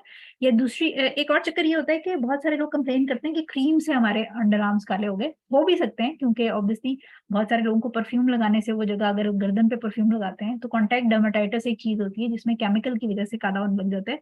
लेकिन कभी कभी इस तरह भी होता है कि एक कंडीशन होती है, उसको कहते हैं एकैंथोसिस नाइग्रिकेंस। ये वो कंडीशन होती है जिसमें बॉडी की ब्लड शुगर बढ़ना शुरू हो जाती है, यानी प्री डायबिटिक रेंज में आ रहा होता है बंदा। उस केस में भी कुछ लोगों की गर्दन पीछे से काली होने लग जाती है, कुछ लोगों के अंडर आर्म और अंडर लेग्स काले होने लग जाते हैं। तो अगर आप क्रीम नहीं भी इस्तेमाल करते और आपके अंडर आर्म्स, अंडर लेग्स काले हो रहे हैं, तो आप अपना शुगर का टेस्ट, HbA1c जरूर करा लें, क्योंकि कभी कभी वो बढ़ने लग जाता है जिसकी वजह से अंडर आर्म्स, अंडर लेग्स काले होने लग जाते हैं। ठीक है। तो मतलब ये देखें, ये जितने भी प्रोसीजर्स है ना, ये ट्रायल एंड एरर बेसिस पे आप चेक करेंगे कि क्या सूट कर रहा है, क्या नहीं सूट कर रहा। कुछ को हेयर रिमूवल क्रीम बहुत सूट करती है, वो सारी जिंदगी हेयर रिमूविंग क्रीम पे चलते रहते हैं। अच्छा, सारा कह रही हैं are we allowed to wear wigs in case of very much. Sara ये प्लीज आप, आई थिंक आप ग्रुप में होंगी तो आप रिकॉर्डिंग चेक करें हमारी जो हेयर एक्सटेंशन एंड विग्स वाली क्लास थी, उर्दू वाली सुनिएगा, उसमें क्वेश्चन ज्यादा डिटेल में लोगों ने पूछे थे। और अगर आप उर्दू नहीं अंडरस्टैंड करती, लेकिन खैर आप आज की क्लास अटेंड करें तो आप उर्दू ही अंडरस्टैंड करती हैं, आप उर्दू वाली रिकॉर्डिंग सुने, उसमें हेयर एक्सटेंशन एंड विग्स की, उसमें बड़ी डिटेल में लोगों ने क्वेश्चन पूछे थे। अच्छा, मदिया पूछ रही है वेयर डू यू प्रैक्टिस। मदिया, मैं लाहौर में प्रैक्टिस करती हूँ, पाकिस्तान में। अच्छा, जूली परवीन, अस्सलाम वालेकुम। वालेकुम अस्सलाम। I have a red spot on my cheek, can I remove it? Doctor said it is blood clot, it happened few years ago. करना चाहे तो कर सकते हैं, क्योंकि लेकिन क्या है वो, उन्होंने क्या डायग्नोसिस बनाया है, ज्यादातर तो ये कि वो हेमेंजियोमा टाइप कोई चीज होती है छोटा सा, या वो चेरी स्पॉट्स कहलाते हैं। ब्लड वेसल जो है वो एक रेड कलर की क्लस्टर सा एक छोटा सा उसका बन जाता है, और सुर्ख तिल भी इसको कहते हैं। अब मुझे नहीं पता कि ये कितना बड़ा साइज है, लेकिन किसी ऐसे डॉक्टर के पास जाइएगा अगर आप रिमूव कराना चाहती हैं, इसमें शरई तौर पर कोई मसला नहीं, क्योंकि वो आपको जैसे मोल्स रिमूव कराना जायज है, उस तरह ये रेड स्पॉट भी आप रिमूव करा सकती हैं, क्योंकि ये एक नुक्स है, ये फॉल्ट है। तो लेकिन जाइएगा उस डॉक्टर के पास जिसका एक्सपीरियंस हो इसको रिमूव करने में, क्योंकि अगर तो वहां पर ब्लड की सप्लाई है ज्यादा, तो उसको बहुत केयरफुली फिर आपको ट्रीट करना होता है। ठीक है। सो ये आप किसी अच्छे सीनियर डर्मेटोलॉजिस्ट के पास जाके इसको रिमूव कराइएगा। आई होप मैंने चैट में से कोई क्वेश्चन मिस नहीं किया। डॉक्टर, आई हैव क्वेश्चन नहीं, बल्कि मैं काउंसलिंग थोड़ी चाहूंगी आपसे, बिकॉज जैसा आपने कहा एक्सेसिव नहीं जाना है ब्यूटिफिकेशन में, और मुझे लगता है मैं कुछ ज्यादा कर रही हूँ, और मेरे हस्बैंड ने भी कई बार पॉइंट ऑफ किया है कि बहुत मैं प्रोसीजर्स करवाते रहती हूँ और क्रीम्स बहुत सी मेरे पास, मैं हालांकि मेरे डॉक्टर ने भी, डर्मेटोलॉजिस्ट ने भी कहा कि मेरी पिगमेंटेशन ऑलमोस्ट नील है, फिर भी मैं उस कॉन्शियस हो जाती हूँ कि जरा भी पिगमेंटेशन नहीं होनी चाहिए चेहरे पे, और ये सब। तो बहुत सारे मेरे बाथरूम में इतनी सारी क्रीम्स हैं जो अब रखने की जगह नहीं।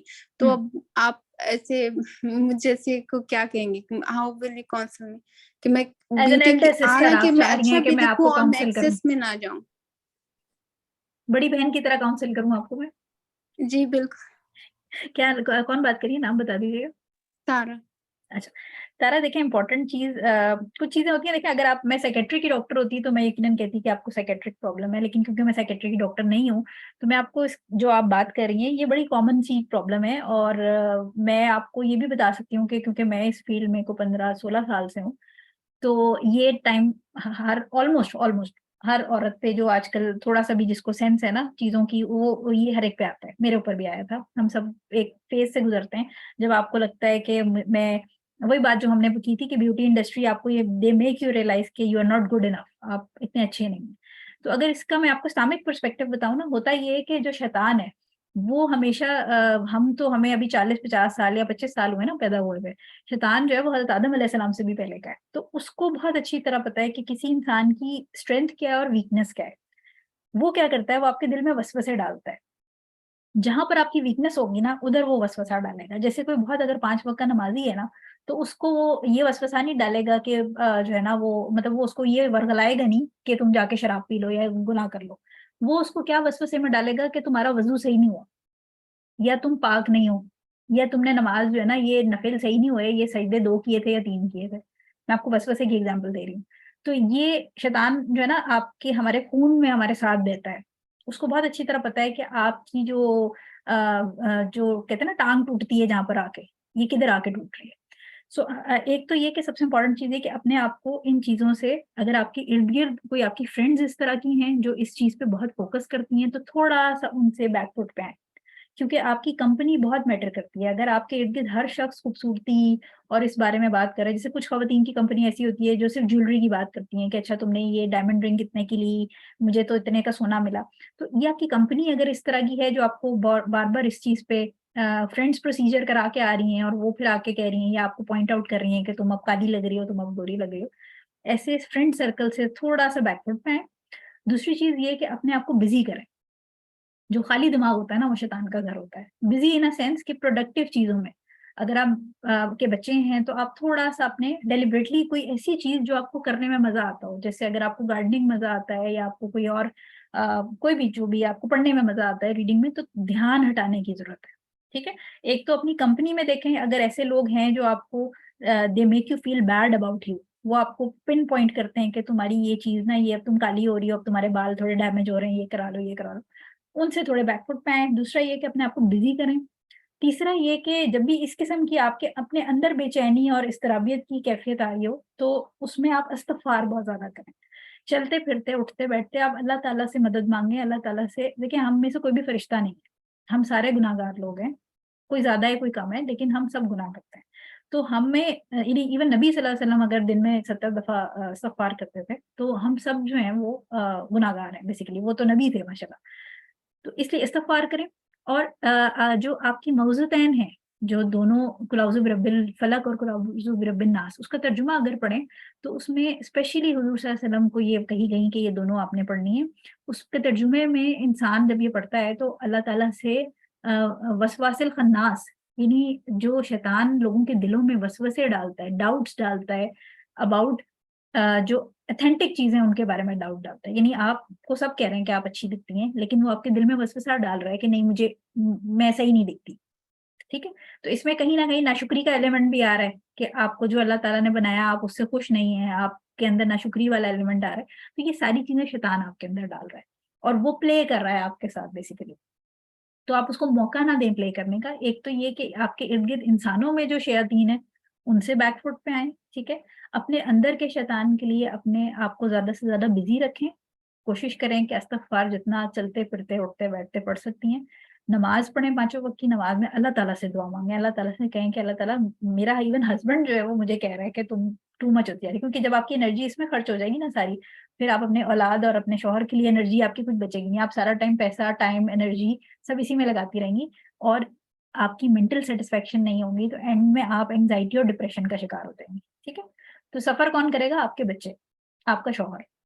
ब्यूटी इंडस्ट्री को कोई फ़र्क नहीं पड़ेगा, आप एक और साइकियाट्रिक पेशेंट ऐड हो जाएँगी इस रैट रेस के अंदर, ठीक है? तो अल्लाह ताला मदद भी उनकी करता है जो अपनी मदद खुद करना चाहते हैं। सो कोशिश ये करें कि अल्लाह ताला से अगर कहीं पर कोई गलती हो रही है, कोताही हो रही है, उसको नोट करें, ठीक है? और प्लस ये कि नमाज़ में अल्लाह ताला से दुआ ज़रूर माँगे। इंशाल्लाह इंशाल्लाह अल्लाह ताला हेल्प करता है, लेकिन you have to help yourself first.